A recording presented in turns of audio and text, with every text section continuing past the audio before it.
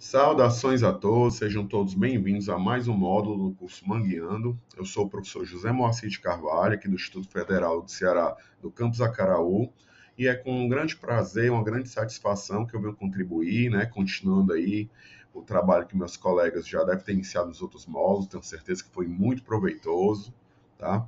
E hoje a gente vai apresentar justamente algumas considerações, algumas notícias, alguns trabalhos, despertar um pouco do interesse sobre nossas relações com os manguezais, os impactos ambientais, onde a gente vai percorrer aí as principais ameaças, os principais impactos ambientais, como está no título, que os ambientes de manguezais sofrem, mas também vamos falar um pouquinho sobre os mecanismos legais que visam protegê-los e assim manter esses ambientes tão importantes protegidos. Então, iniciando, vou me apresentar um pouquinho para quem ainda não me conhece. Eu sou o professor José Moacir de Carvalho Araújo Júnior, eu sou biólogo licenciado e bacharel pela Universidade Estadual do Ceará. Sou também tecnólogo em gestão ambiental pelo IFCE, pela casa onde eu trabalho, na época era chamado de Cefex. Fiz meu mestrado e meu doutorado na área de Ecologia de Recursos Naturais, lá na Universidade Federal do Ceará. E atualmente, sou professor do IFCE, no campus de Acaraú, assim como a professora Rafaela, que vocês já conheceram em outro módulo, e coordeno o laboratório de zoologia no departamento de setor de invertebrados. Dando início ao nosso curso e à nossa discussão, do nosso módulo, eu levantei essa pergunta, onde justamente a gente vai começar com as palavras iniciais do curso, que é impactos ambientais. Então, você está vendo aqui o bonequinho perguntando, o que são impactos ambientais, quais são suas causas e consequências, e aí a gente vai tentar seguir esse modelo em todo o decorrer da nossa explanação, do nosso módulo. A gente vai iniciar agora falando sobre o que são os impactos ambientais, e a cada um daqueles que forem relacionados aos manguezais, eu vou apresentar para vocês um pouquinho sobre quais são as principais causas dos mesmos e as consequências mais diretas ou mais observáveis destes, tá bom?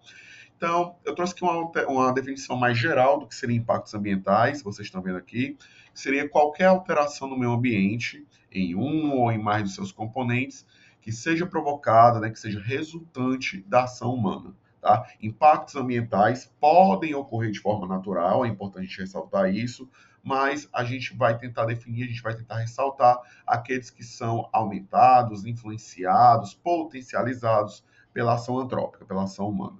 Tá? Trouxe aqui uma definição também mais concreta do Enem, que vai servir, inclusive, para a gente exemplificar essa definição que eu falei para vocês. O Alten diz que a mudança, o impacto ambiental é uma mudança em um parâmetro ambiental, tá? Lembrando que impacto pode ser positivo ou pode ser negativo, assim como uma mudança pode ser positiva e negativa, certo? É muito comum as pessoas escutarem o termo impacto ambiental e sempre pensarem, como meio que um preconceito, que o termo sempre vai ser negativo, mas o impacto, assim como qualquer mudança, pode sim também trazer benefícios, óbvio, como geração de emprego, como melhoria de uma área, como o aumento de um índice socioambiental, de um índice econômico e assim por diante, tudo bem? Continuando, essa mudança em um parâmetro ambiental vai ocorrer num determinado período, óbvio, numa determinada área, que resulta em uma dada atividade. Tá? Então, como eu falei, a gente vai focar aqui nos impactos ambientais relacionados ou potencializados pela atividade humana, comparado com a situação que ocorreria se essa atividade não tivesse sido iniciada. Tá? Então, boa parte das ameaças de manguezais são influenciadas, são potencializadas, são muito aumentadas devido à influência humana. Podem ocorrer de forma natural, professor Moacir? Pode, a gente também vai falar um pouquinho sobre isso. Mas quase todas, eu acho que 90% do que a gente vai discorrer no nosso módulo são influenciadas ou são causadas diretamente pela influência humana. Vamos ver agora no slide a seguir, justamente como seria uma representação gráfica dessa definição de impacto ambiental. Então, eu trouxe aqui, só para representar de forma mais gráfica e facilitar o aprendizado, um gráfico justamente que o Sanches apresenta no seu livro Avaliação de Impactos Ambientais, onde ele mostra uma definição mais visual do que seria realmente esse impacto ambiental, a fim de avaliar para fins de monitoramento ambiental. Então, vocês têm aqui justamente um gráfico, tá? No eixo vertical, a gente tem um indicador ambiental, onde ele pode ser a própria questão natural, tá? Um índice, por exemplo, biológico ou físico-químico, poderia ser também socioeconômico, entre outros. E no outro eixo, no eixo horizontal, a gente tem como isso vai mudar ao longo de um tempo. Tá? Ele não indica unidade, mas dá para representar visualmente assim. E vocês estão vendo aqui que a gente vai ter uma outra linha vertical, tá? Que está indicando justamente o início da atividade humana. Então, a gente tinha um meio ambiente até antes desse momento, tá? Que tinha uma determinada característica, porém, a gente vai medir justamente a partir do início da atividade humana, que é representado por essa linha vertical. Dela a gente tem duas situações. A gente tem uma linha tracejada aqui no canto superior, tá? Tá pintada de verde, onde eu vou ter justamente como aquele ambiente ficaria sem a minha atividade humana. Ou seja, se ele permaneceria no mesmo valor, se ele permaneceria com os mesmos indicadores, se ele permaneceria com as mesmas qualidades, ou até mesmo alguma outra questão ambiental, sem a atividade humana tendo iniciada.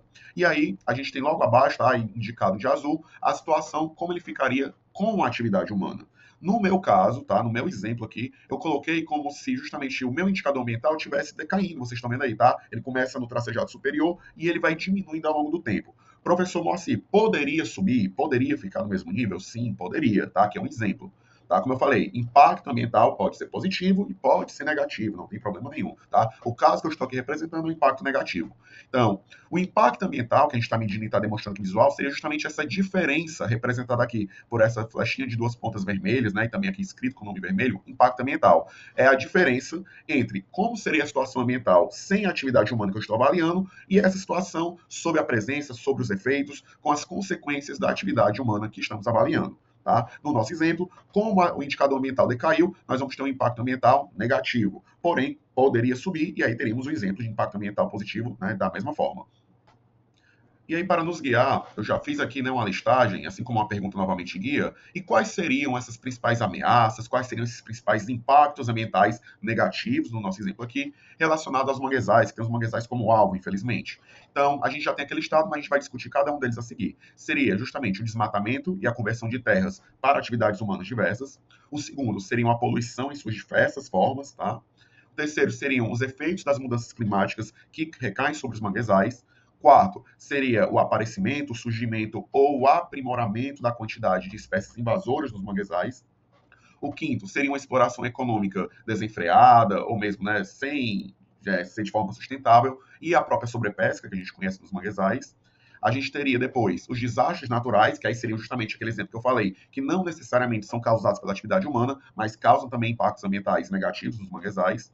O segundo seriam alterações nos fluxos hidrodinâmicos e de sedimentos, já que os manguezais são ambientes costeiros, estuarinos, que recebem, né, justamente tanto partículas sólidas, efluentes, cargas orgânicas, fauna e flora, dos rios, dos mares, dos tabuleiros costeiros e entre outros, que vocês já aprenderam nos outros módulos que eu sei, alterações nesses padrões e nos serviços ecossistêmicos prestados por eles vão causar também impactos, como a gente vai ver. E por fim, né, já fazendo o link com as soluções da legislação ambiental, seriam justamente a não execução ou a não disponibilidade de políticas de conservação, né, de leis propriamente ditas, que servem como marcos legais, como proteções legais para os ambientes manguezais. Tá? Vamos agora ver um pouquinho sobre cada um deles.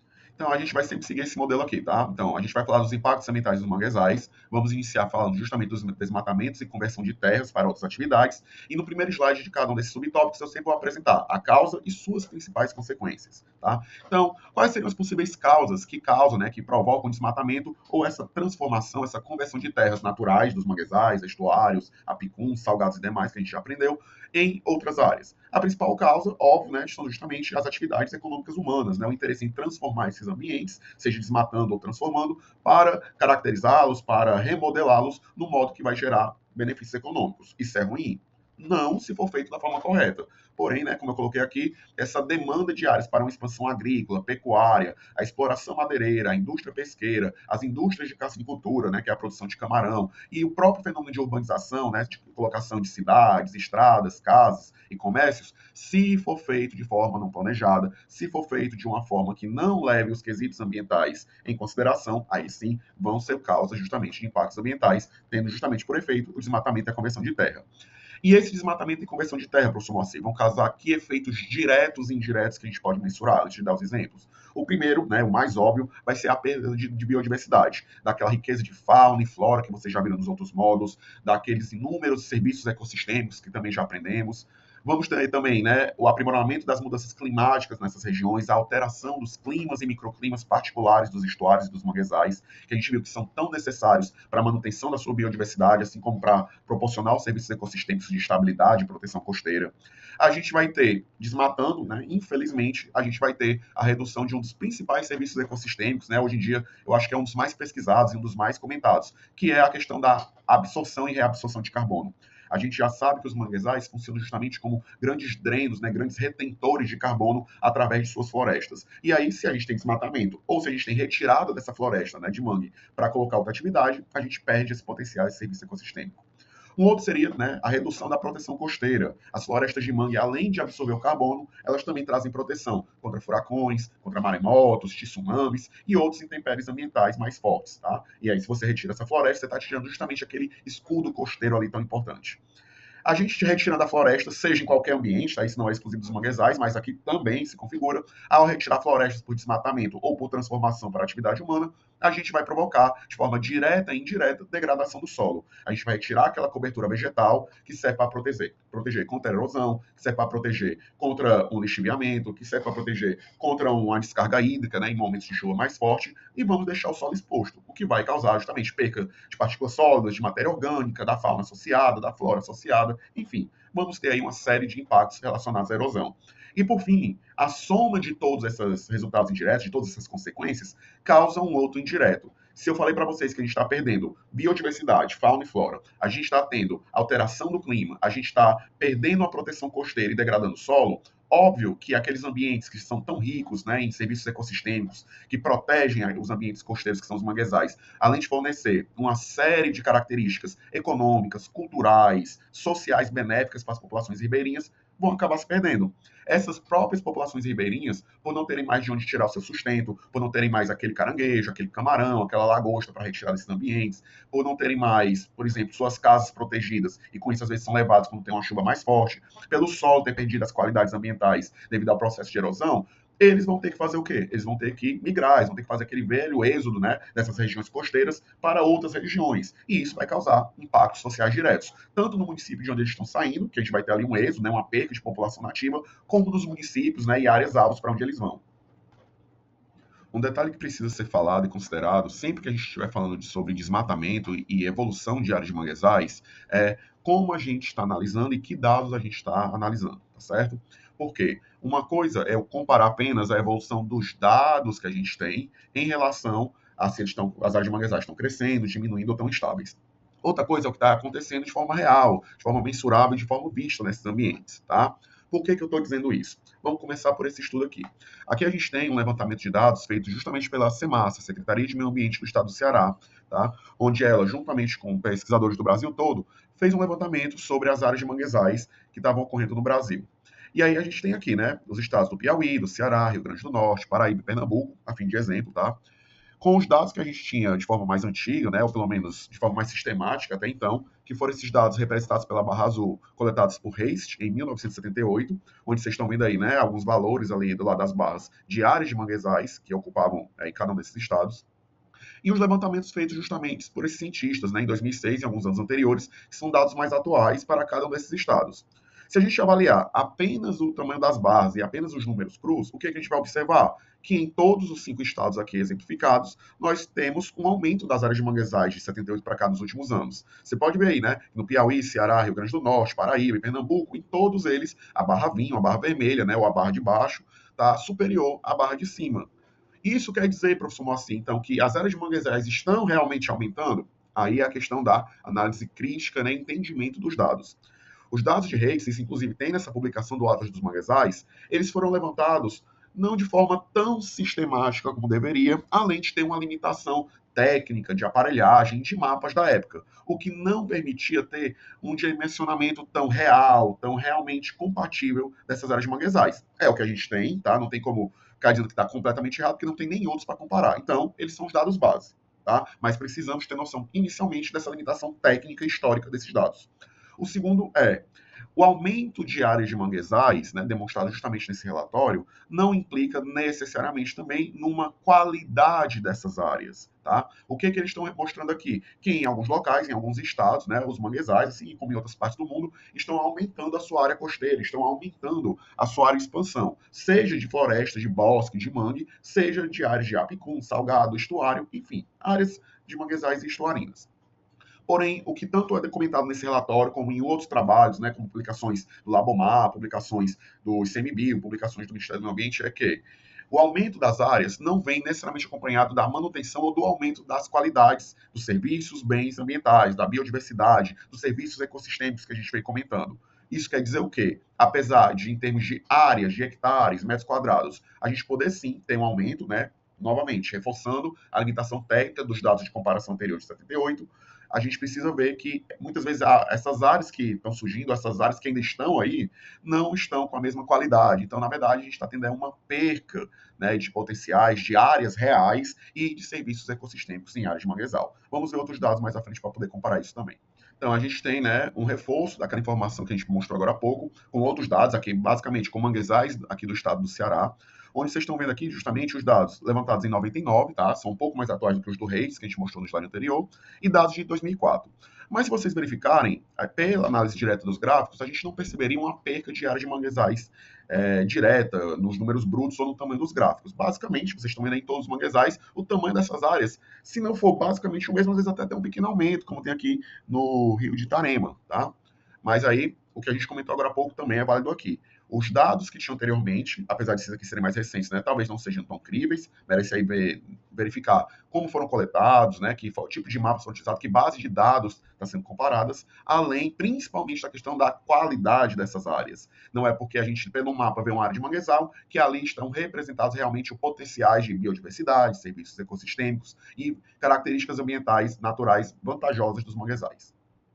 Então, a fim de exemplificar, tá? Também no Atlas de Manguezais do Nordeste, eles trazem esses exemplos. A gente tem aqui, ó, tá na figura aqui intitulada como B, uma área que foi tida como aumento de manguezal, mas se vocês verificarem, a gente tem um tracejado vermelho aqui nas duas áreas, que demonstra justamente que é uma área que foi alterada, uma área que foi transformada, foi modificada pela ação humana. Até coloquei ali na legenda, tá? É uma área que mostra o desmatamento de mangue para a construção de sistema de abastecimento e drenagem de tanques de cassinicultura, de fazendas de camarão. Eu posso dizer que essa área é de manguezal? Sim, é a de manguezal. Então, se ela não tinha antes, e aí a gente construiu uma estrada, né? Que levou, e agora, inclusive, tem uma parte da floresta ali, sim, é uma área de manguezal, tá? Porém, essa área de manguezal tem os benefícios, serviços ecossistêmicos e aquela biodiversidade de fauna e flora que vocês aprenderam nos outros módulos e que a gente vem discutindo ao longo do curso Mangueando? Claro que não. Apesar de um aumento quantitativo, não é representado por um aumento qualitativo. E isso é importante ser ressaltado.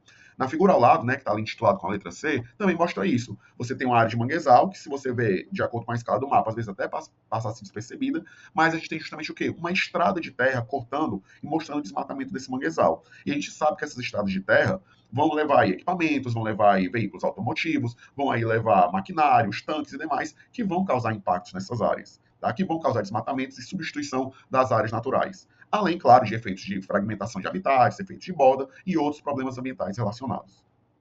E aí a gente tem aqui justamente um exemplo, uma amostra de como essas áreas de manguezais vão surgindo, vão aparecendo, vão se detalhando. Tá? Eu tenho um dado de Duke de 2007 que mostra justamente o quê? Áreas de manguezais vêm diminuindo continuamente em todo o mundo a uma taxa de 1 a 2% ao ano. Tudo bem? Segunda informação agora. No Nordeste e no Sudoeste do Brasil, o desmatamento dos manguezais pode chegar até 40% da área total de manguezais dessas regiões.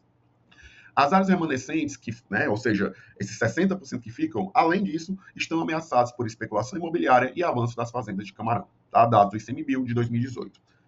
E terceiro dado, a ocupação desordenada ao longo da costa brasileira vem causando fragmentação desse habitat, tanto pela conversão de áreas em tanques de camarão, como por ocupações humanas que vêm surgindo e substituindo as áreas naturais, assim como pela modificação das áreas para a destinação ao turismo. Então aqui a gente tem dados críveis, né, que comprovam aquelas observações que a gente tem feito, que não necessariamente a ampliação ou a manutenção de uma área de manguezal está representando uma ampliação ou manutenção das suas áreas efetivas de manguezais, das áreas que têm as qualidades ambientais, né, já que esses dados aqui mostram que está indo justamente a uma redução dessas qualidades ambientais. Agora vamos falar de outro impacto ambiental relacionado aos manguezais, que é justamente a poluição, que é comum a vários outros ambientes naturais e biomas, mas é importante a gente falar aqui relacionado aos manguezais. Então, quais são as principais causas ou fontes de poluição para os ambientes de manguezal? O primeiro, despejo de efluentes, resíduos industriais, resíduos agrícolas das regiões próximas, resíduos domésticos das populações ribeirinhas, que muitas vezes fazem sua ligação ali, né, de esgoto, de esgotamento sanitário, sem ser para a rede de coleta, né, ou às vezes porque não tem essa rede de coleta, de saneamento, não faz também, né, ali um sistema de tratamento de efluentes como deveria, ou seja, no final das contas, o efluente dessas casas, desses comércios, dessas regiões agrícolas, dessas indústrias localizadas nos ambientes costeiros, ou pela falta de saneamento no local, ou por falta de ligação correta ou de tratamento de efluentes correto, acaba em parar justamente nos nossos ambientes manguezais. E aí a gente vai ter uma série de problemas associados, tanto da parte biológica como da parte físico-química, como a gente vai ver. Outro problema, fonte dessas causas de poluição, são justamente o quê? Despejo por metais pesados. Tá? Muitos desses metais pesados vêm justamente das indústrias da cassinicultura, além de outros que podem ser implantados em regiões costeiras, como as de manguezais.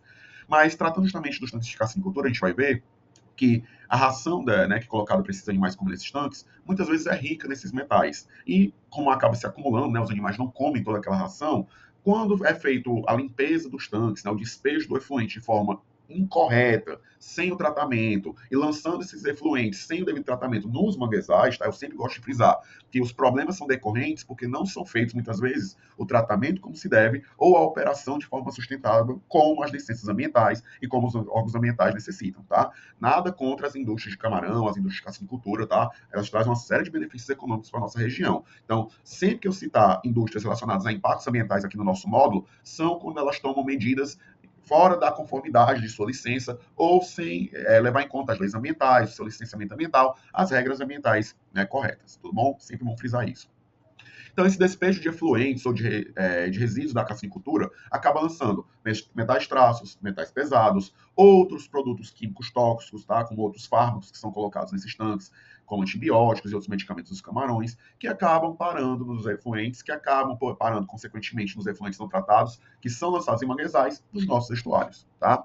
Professor, e qual é o problema disso? O mesmo problema do contato com qualquer poluente ou fonte de contaminação em demasia, em grandes quantidades. A gente vai ter intoxicação dos seres vivos, intoxicação da biodiversidade ali relacionada tanto da fauna como da flora, que passando dos limites que cada espécie consegue suportar, vai causar o quê? Redução da qualidade da água nesses ambientes, redução das características ambientais desse local e, óbvio, uma redução da saúde dos organismos que ali vivem. Às vezes, infelizmente, ocasionando, inclusive, a sua extinção, a redução da sua população e um caminhamento aí para uma possível desaparecimento das áreas de manguezais.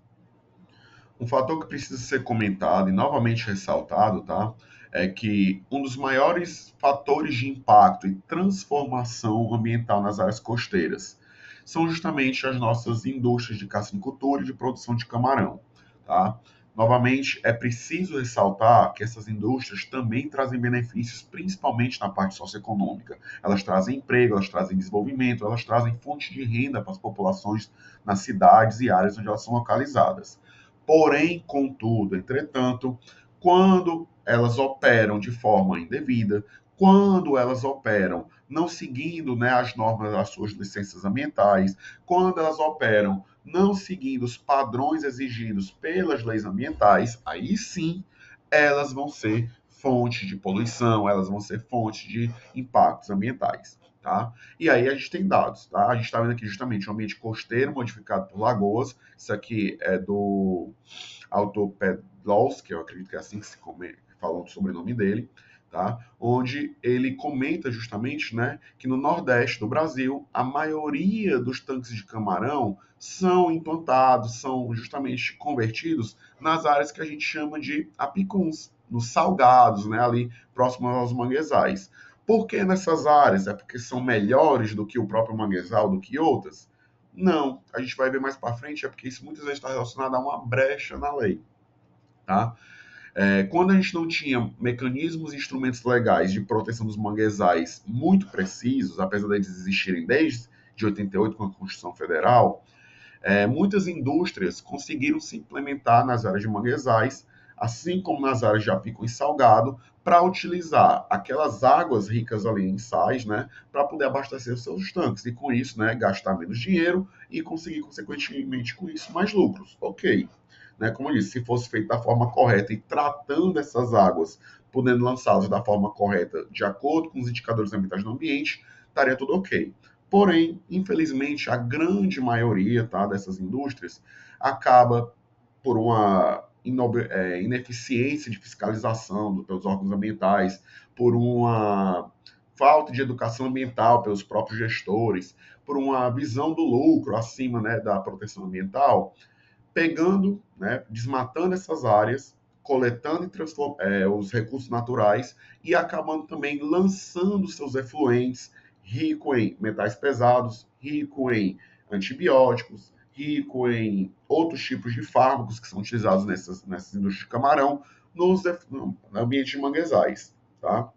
E aí o autor também comenta aqui, como resultado, os principais impactos sobre os manguezais são geralmente indiretos. As indústrias, né, de cassinicultura não têm por objetivo poluir os manguezais, apícolas e salgados, óbvio que não. Mas, quando operadas de forma incorreta, sim, elas causam esses diversos problemas que a gente comentou. Tanto por causa da poluição de efluentes dos seus tanques, como pela perca dos diversos serviços ecossistêmicos. A gente já comentou a perca devido ao desmatamento, quando essas indústrias vão sendo colocadas, e aqui a gente está ressaltando justamente os impactos que os seus efluentes, né, os seus despejos líquidos ali, vão causar nesses ambientes, que a gente vai listar agora. Então, quais são as principais ameaças relacionadas à poluição de manguezais? Então, primeiro, como a gente já falou, os efluentes domésticos e urbanos. Por quê?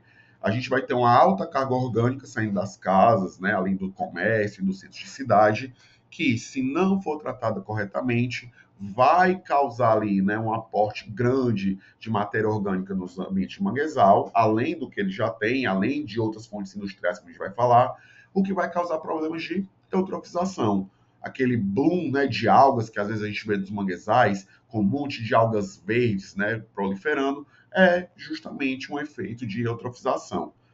Alguns até perguntaram, professor, mas no manguezal a gente tem ali uma salinidade altíssima, então era para inibir o crescimento dessas algas, desses micro-organismos, dessas algas. Ok. Daqueles mais simples ou daqueles menos resistentes, realmente inibe. Mas a gente tem diversos micro-organismos, diversas algas que são nativas e que são adaptadas aos ecossistemas de manguezais. E aí, quando elas recebem ali, né, um monte de comida, um monte de nutrientes, um monte de carga orgânica para se alimentar, além da temperatura excelente dos manguezais, o fluxo de maré e todo o espaço que envolve ele, a gente tem literalmente, né, um ambiente perfeito para proliferação dessas algas, para esse bloom de algas ali ocorridos. Tá? Outro deles é justamente os efluentes industriais. Essa foto que vocês estão vendo aqui na área mais central é justamente, né, não sei se vocês conseguem ver ali, um portãozinho localizado ao fundo, por trás da planta. Aquele portão é justamente de uma indústria de cassinicultura. E toda essa parte alagada, né, que vocês estão vendo na foto, é justamente uma das Gamboas, né, uma das regiões do rio que abastece esse manguezal. Tá? Não vou nem citar o local, nem área, para não identificar possíveis. Mas, enfim, vocês estão vendo que literalmente a comporta dos tanques está voltada e, consequentemente, ela se abre durante a época de limpeza e manutenção dos tanques de cassinicultura para o próprio ecossistema de manguezal. Tá? A gente não está vendo ali associado ao portão nenhum tipo de estação de tratamento, nenhum tratamento para retirar carga orgânica, metais ou outros poluentes associados. Então, sim, infelizmente, tá? Como eu disse, indústrias que operam de forma indevida, quando vão fazer a limpeza dos seus tanques, a inativação do tanque, vão esvaziar os tanques de camarão, elas simplesmente abrem comportas como essa aí da foto e liberam ali, despejam no manguezal todo aquele efluente, toda aquela água dos tanques de cassinicultura, com, aí vem os demais listados aqui, metais associados, a ração dos tanques de cassinicultura tem uma série de metais que estão incorporados nela, tá? A gente sabe que os camarões não comem toda essa ração, boa parte dela acaba, né, sobrando e se depositando no fundo dos tanques, de forma que, quando eles são esvaziados, essa carga de ração aí, que além de nutrientes tem metais, vai parar nos ambientes de manguezais. A gente tem também os fármacos diversos utilizados nessas indústrias, antibióticos, remédios, hormônios para crescimento, entre outros, tá? Novamente, não vão ser assimilados a 100% pelos animais ali presentes nos tanques. E aí o que sobra acaba indo parar nos ambientes manguezais, e aí a gente vai ter uma série de impactos indiretos. A gente vai ter seleção artificial de bactérias, já que elas não tinham contato com esses fármacos e agora vão ter. A gente vai ter possível intoxicação da biodiversidade local, principalmente os animais aquáticos, né, dessas regiões. A gente vai ter contaminação do solo, a gente pode ter contaminações indiretas, inclusive, né, da população ribeirinha, que está comendo ali peixe, camarão, às vezes, né, acaba tendo que ingerir essa água aqui com algum tipo de tratamento, e geralmente esses processos de tratamento não retiram os fármacos, não retiram esses metais que estão incorporados aqui no efluente da cassinicultura. Outros são resíduos sólidos, tá? A gente sabe, né, e ali está representado por aquele desenhozinho mais acima do caranguejinho, né, bebendo ali na fonte efluente, mas vocês estão vendo, né, que ao redor desse desenho, o Autotela e Emerson Fialho, tem garrafas, tem saco plástico, pneu, um monte de lixo ali associado. E esse é um outro problema que vem, né, se incrementando, infelizmente, nos nossos manguezais. Tá? Principalmente aqueles que são mais próximos de centros urbanos. Boa parte, né, de carroceiros, de coletores, né, perdão, coletores não, de transportadores de lixo, resíduo sólido, quando não recebem uma instrução correta, ou infelizmente, às vezes, né, mesmo recebendo, porque não querem seguir as leis ambientais, por uma questão de distância, por uma questão de preço, por uma questão, enfim, tá? Quando elas não levam os resíduos sólidos para o destino final correto, tá? Elas acabam depositando aonde? Em lixões, como a gente sabe nas grandes cidades, e em locais que têm justamente rios, corpos d'água e manguezais próximos.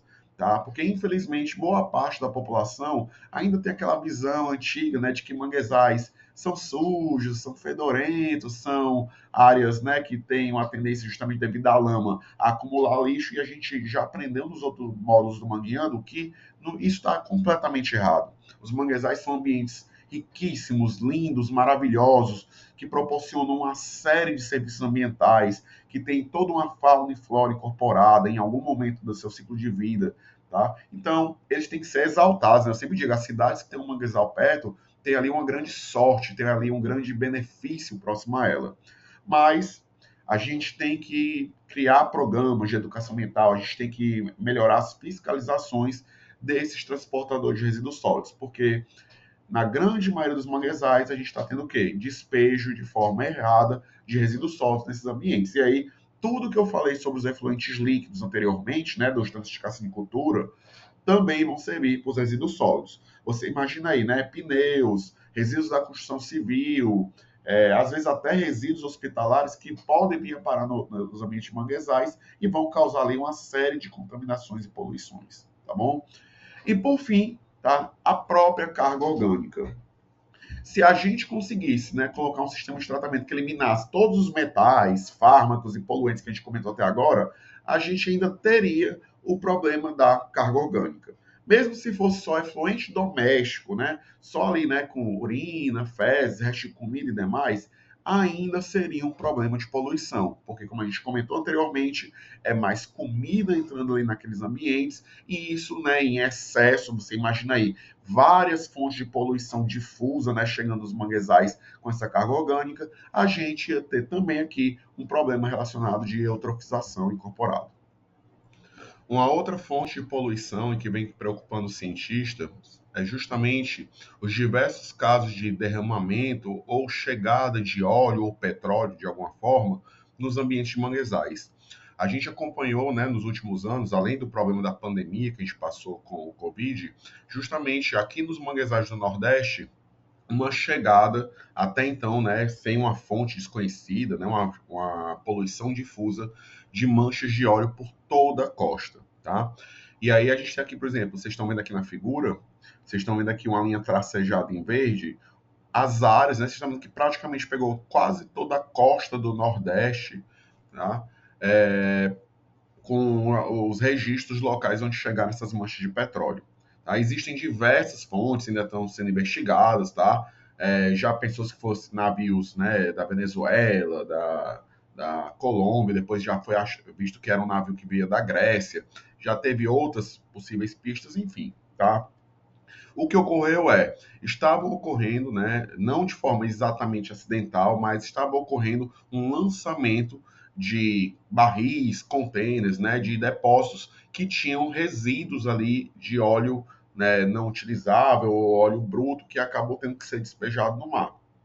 E aí, nesse despejo, como isso ainda está sendo investigado, né, de forma conclusiva, a gente teve chegada em alguns locais em maior quantidade, outros menores, devido ao próprio fluxo de maré ou ao formato da nossa costa, dessas manchas de petróleo. Esses dados aqui, né, foram justamente levantados pelo IBAMA e pelo ICMBio, tá? Foram aqui compilados no trabalho de uma orientada da professora Rafaela, tá? Maria Eduarda, tá? Eu acho que ela ainda está publicando, isso aqui foi do TCC que eu tive o prazer de poder participar, tá? Mas vocês estão vendo que foi um problema grande, tá? Pecou quase toda a nossa imensa costa aqui do Nordeste e isso vai causar, óbvio, né, essa chegada de petróleo por todas essas áreas vai causar uma série de problemas que a gente vai demonstrar aqui agora. Então, aqui também do trabalho da Maria Eduarda, tá? A Souza e Silva aqui 2022, vocês estão vendo aqui alguns dos efeitos diretos e indiretos dessa chegada de óleo e petróleo nos ambientes manguezais, causando esse impacto ambiental de poluição. Aqui nessa primeira grade figura, né, que vocês estão vendo aqui à minha direita, vocês estão vendo justamente, né, o que a gente chama de animais oleados, tá? Ali em cima a gente tem justamente um caranguejinho, um aratu, ali ao lado eu acho que, se não me engano, são um peixe, né, mergulhado numa mancha de petróleo, e embaixo a gente tem justamente uma tartaruguinha, né, na praia, toda coberta de petróleo. A grande maioria desses animais acaba morrendo antes que as equipes de resgate, do ICMBio, do IBAMA e demais, né, órgãos consigam fazer o seu resgate, a sua limpeza, né, que a gente chama ali de despetrolização, e os cuidados veterinários necessários para a sua salvaguarda, para a manutenção da sua vida.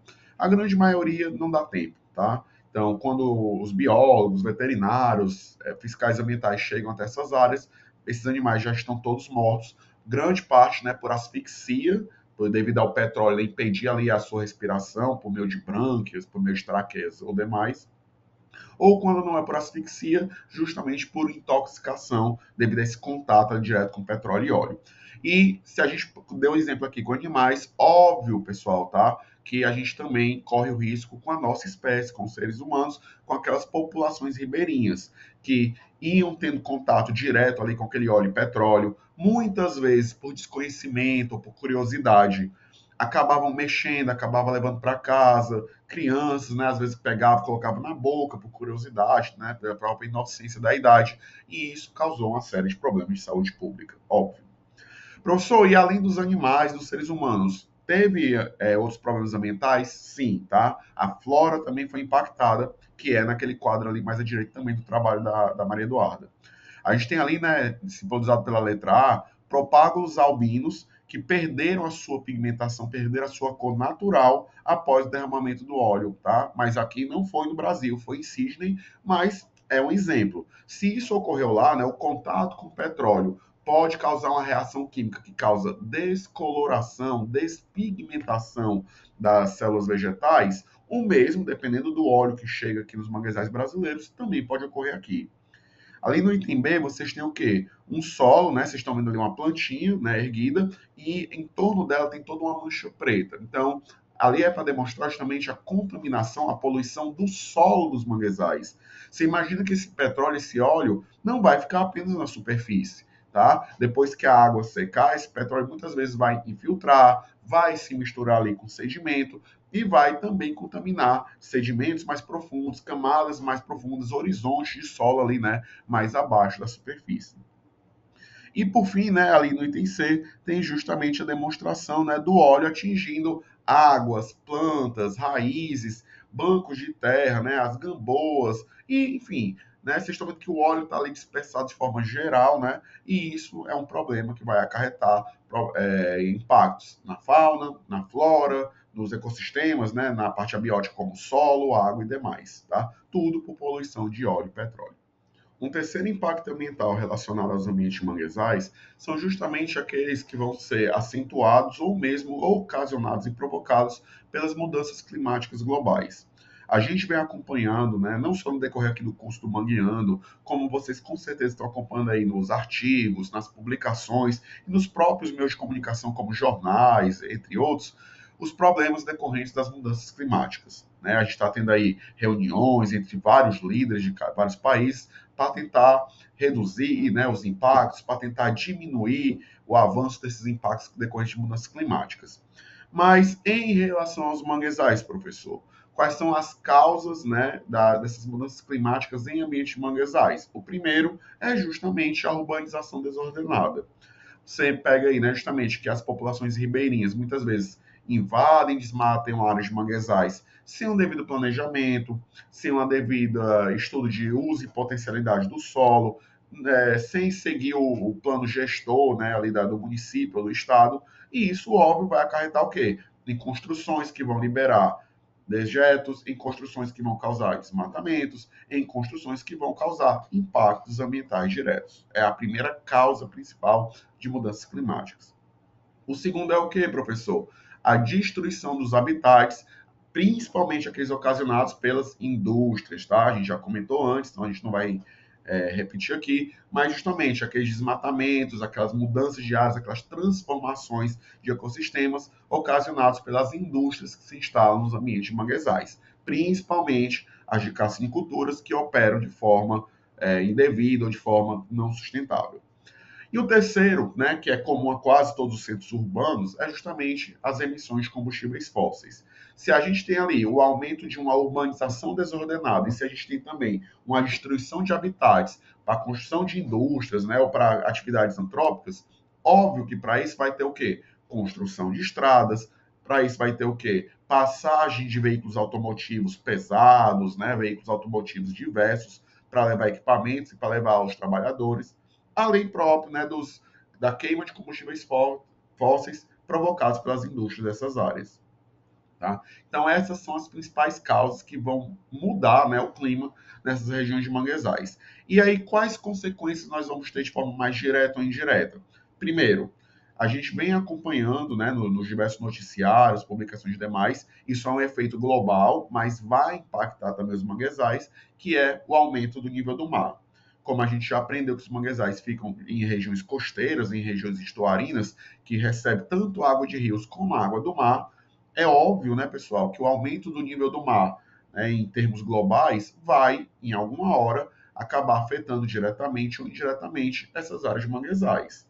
Algumas vão ser mais rápidas, outras vai demorar mais, em algumas vão ser de forma mais intensa, principalmente aquelas que já estão sofrendo impactos de desflorestamento, né, no decorrer dos últimos anos, outros vão demorar mais. Mas, enfim, o aumento do nível do mar vai provocar inundações nessas regiões costeiras e isso vai trazer impactos diretos e indiretos.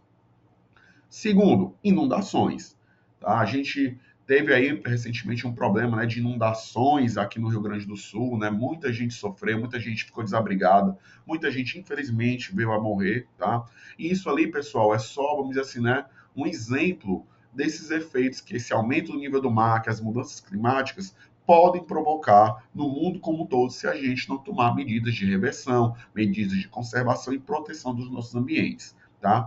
Em específico aos manguezais, as inundações podem ocorrer? Sim, novamente. A gente sabe que boa parte das populações ribeirinhas constrói sua casa praticamente dentro do rio ou na beira do mar, tá? Sem seguir o plano gestor, sem seguir as orientações como a gente comentou anteriormente. E aí, se a gente vai ter um aumento do nível do mar, se a gente vai ter um aumento das mudanças climáticas, dos furacões, dos ventos e demais, essas populações ribeirinhas, essas cidades que ficam mais próximas à costa, vão sofrer, né, a ameaça de inundações também, tá bom? Além dos próprios ecossistemas costeiros. O outro vão ser as mudanças dos padrões de precipitação. O aquecimento global está, né, tá alterando boa parte dos regimes de chuva, né, de pluviométricos de cada região. A gente tem regiões que era costume chover, né, como boa parte do sudeste do Brasil, quase o ano todo, pelo menos boa parte do ano, já estão mostrando, né, já estão tendo indícios de alguns meses ou alguns períodos até mais prolongados de seca, como a gente vai vendo nos noticiários. Algumas semanas atrás, não sei se todo mundo ficou vendo, né, poderia até ter colocado aqui, mas é fácil de achar aí no Google, houve precipitações intensas lá na região da África, próximo ao deserto do Saara. E a região do deserto, que é famosa justamente porque não precipita muito, né, tem pouquíssima chuva ao longo do ano, estava chovendo muito, inclusive formando poças de água. Então, isso mostra justamente, né, essas mudanças nos padrões de precipitação. Se a gente pegar aí a média histórica de chuva, né, nos últimos anos, a gente vai ver que isso anda meio bagunçado, né, meio fora do padrão normal. Teve meses, né, perdão, teve anos que choveu muito, né, bem além do esperado, e logo depois a gente viu seguido de vários anos, né, ali um período ali de 4, 5, às vezes até 6 anos, de uma seca mais intensa, né, de bem menos pluviosidade registrada. E aí a gente vai ter que se preparar para isso. Tanto, né, a nossa questão econômica, né, com barragens, com meios de acumular, reter e tratar essas águas no período que estiver caindo, como também a gente vai ter que pensar medidas do ponto de vista ambiental. As plantas vão sofrer alterações do seu padrão de florescimento, já que a chuva está mudando. Os animais vão mudar o seu padrão de reprodução, já que boa parte, né, dos animais, principalmente vertebrados, mas de forma geral, né, a fauna tem algum tipo de regulação da sua reprodução associada a períodos de chuva. Tá? E aí, se a gente está mudando o padrão de chuva, vai alterar tudo isso. Outro é, se não chover demais, como eu já comentei, também pode ser que chova de menos, e a gente vai ter fenômenos de seca e todos os problemas que a seca ocasiona. Tá? Sem água, a gente sabe que praticamente, né, é um sinônimo de esterilidade. A boa parte das plantas e animais não tem como sobreviver num ambiente que fica muito tempo sem água, ou vão ter, né, que selecionar adaptações ali nas suas populações, uma seleção natural para aqueles indivíduos que vão estar mais aptos a sobreviver em ambientes mais secos. Mas a gente sabe que muitas vezes isso não é tão fácil, né, de aparecer, não é tão fácil de ocorrer, e muitas vezes muitas espécies podem acabar se extinguindo ou desaparecendo antes que essa adaptação venha a se instalar na população. Tá? Por fim, todo esse padrão, né, todas essas alterações de mudanças climáticas que a gente vem discutindo, vão causar alterações nos próprios padrões de condição e sobrevivência dos organismos. Como a gente já comentou agora há pouco sobre a reprodução, mas a gente vai falar também sobre a própria adaptação de sobrevivência, a questão da umidade relacionada para alguns animais e plantas poderem sobreviver, a diluição da salinidade dos ambientes manguezais se estiver chovendo demais, ou o aumento dessa salinidade se a gente tiver um aumento da seca e, consequentemente, da evapotranspiração. A gente também vai ter um problema relacionado justamente ao aparecimento, às vezes, de novas espécies patogênicas, bactérias, superbactérias, que não estavam, né, que acabam chegando por efeitos da poluição nesses ambientes, mas acabam se incrementando, acabam aumentando as suas populações devido a essas mudanças climáticas, devido às vezes à própria seleção que o ambiente impõe sobre elas. E aí, só efeito de ilustração, né? Eu pedi aqui para a inteligência artificial gerar uma imagenzinha sobre esse efeito de esterilização da biodiversidade dos manguezais, onde boa parte daqueles animais, né, que estão ali presentes, seja na totalidade do seu ciclo de vida, ou seja na fase de berçário, ou seja em alguma outra fase do ciclo de vida de forma temporária, vão ter uma alteração. E essa alteração causada pelas mudanças climáticas pode muitas vezes não ser acompanhada de uma adaptação a tempo para permitir a sobrevivência e reprodução dessas populações da fauna e da flora. Isso vai causar o quê? Esterilização da biodiversidade. Manguezais, que já foi apresentado em outros módulos deste curso, que tem uma fauna e uma flora tão rica, tão biodiversa, que proporcionam tantos serviços ecossistêmicos, podem ter ainda mais, né, perca de biodiversidade, podem perder boa parte dessa riqueza de espécies que vocês foram apresentados, né, que a gente está comentando aqui, e aí a gente vai ter, consequentemente, tá, uma redução dos serviços proporcionados pelos manguezais, além, óbvio, né, da triste extinção de várias dessas espécies. Né, e aqui também para deixar de forma mais pontuada, né, mais exemplificada, as mudanças climáticas, que muitas vezes nem parecem estar tão relacionadas com manguezais, como o derretimento de geleiras. Poxa, professor, está derretendo as geleiras lá no Ártico, na Antártica, tão longe dos manguezais, que são justamente ecossistemas quentes, né, dos trópicos, do Equador. Isso vai causar problemas? Vai. Tá? Lembre que esse derretimento de geleiras vai provocar, de forma mais ou menos intensa, o aumento do nível do mar, que, como a gente comentou, vai acabar impactando essas regiões costeiras onde os manguezais se localizam. O outro é a própria redução da água doce. Se a gente vai ter um aumento do nível do mar, esse mar vai justamente avançar sobre as lagoas costeiras, que têm água doce, vai avançar, às vezes, justamente sobre parte dos rios, onde vai ter ali um encontro com os manguezais. Isso pode alterar a biota associada. A gente pode ter, né, com essas inundações, né, um aumento de inundações, também um alagamento que pode, né, em algumas regiões, até talvez chegar nas regiões mais altas dos ecossistemas costeiros estuarinos, como o próprio Apicum e Salgado. E se essas regiões sofrerem inundações, aí é que vai ter uma alteração, né, mais grave, mais intensa dos seus padrões.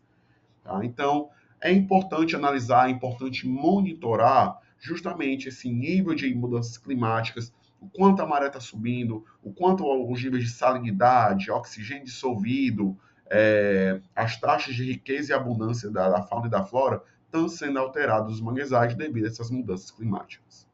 Os outros impactos aqui mencionados, tá? Até para não se estender muito, vão ser mais diretos, tá? E mais fáceis apenas de compreender e ilustrar. Então, Um desses impactos é justamente a exploração econômica excessiva e a sobrepesca. Em exploração econômica excessiva, enquadrem, né, entendo que é justamente aquelas atividades econômicas humanas que vão retirar recursos ambientais ou vão alterar esses recursos e condições ambientais dos manguezais de forma não sustentável. Novamente, aquelas que agem sem as devidas formas sustentáveis, sem os devidos procedimentos ambientais corretos, tá? A sobrepesca, né, a própria definição da palavra já diz, a gente vai ter uma pesca extensiva, excessiva, além do padrão sustentável de peixes, caranguejos, lagostas e outros animais que são encontrados nos manguezais. Tá? É importante ressaltar que não é proibir totalmente, né? Nós vamos agora, a partir de hoje, deixar que ninguém colete mais nada, que ninguém capture mais peixe, caranguejo, não é nada disso, óbvio, né? É importante ressaltar isso. Mas nós precisamos o quê? Compreender a biologia, o ciclo de vida daqueles organismos, daqueles animais ali do manguezal, e se eles são de interesse econômico, se eles são pescados, coletados para o consumo das populações ribeirinhas ou para a venda delas e com isso ganhar um benefício econômico, é necessário permitir um tempo de renovação. É necessário permitir uma sustentabilidade. Eu não posso tirar demais de forma que não dê tempo daqueles indivíduos chegarem à fase adulta, reproduzirem e deixarem descendentes para poder estes crescerem e assim continuar perpetuando as populações.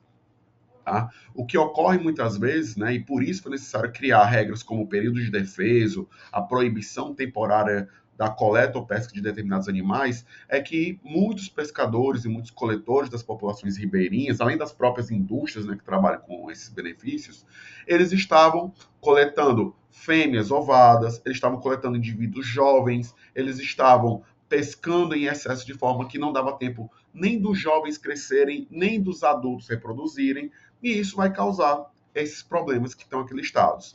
A pesca excessiva e predatória, a exploração não sustentável dos recursos ambientais vão causar a sua extinção, né? Se não for manejado corretamente, se tira e não dá tempo de renovar, da natureza recolocar, uma hora vai acabar, tá?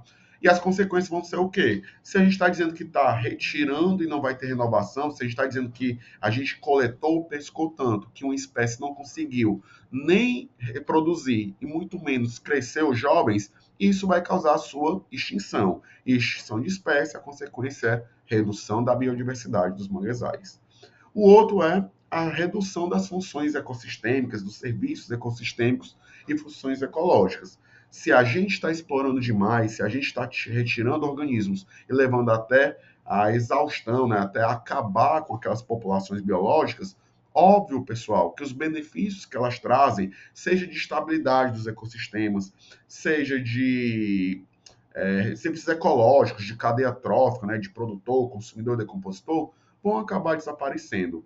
E a gente sabe, né, que na grande maioria dos ambientes, e os manguezais não é diferente, o desaparecimento de determinadas espécies, principalmente aquelas que são mais centrais dentro das cadeias e teias tróficas, que a gente chama de espécie-chave, vão poder ocasionar também extinções indiretas.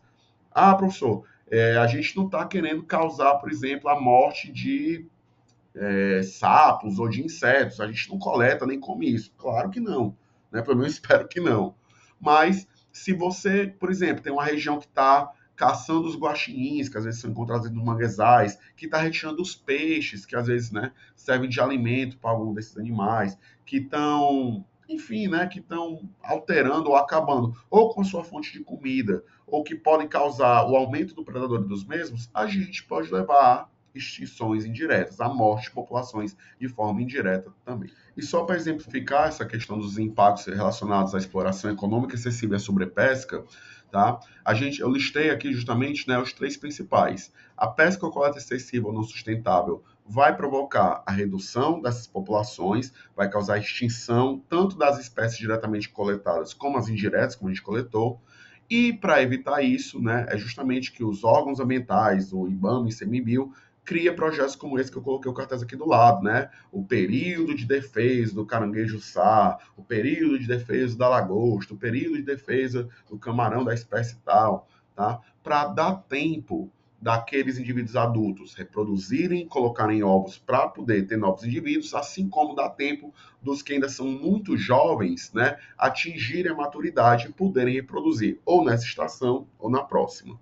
Tá? Então, a gente tanto tem que colocar limites de tamanho dos organismos, né, coletados, a gente não é para coletar organismos muito jovens ou muito pequenos, porque nem tem interesse econômico e ainda pode levar a uma extinção da população daquela espécie, como também a gente tem que botar períodos protegidos, né, períodos de defesa, como são popularmente conhecidos, onde ninguém pode coletar, pescar, comercializar, transportar, ou, enfim, não pode fazer nenhum tipo de manejo relacionado a esses animais, de forma para possibilitar a sua reprodução e consequente manutenção dos ambientes.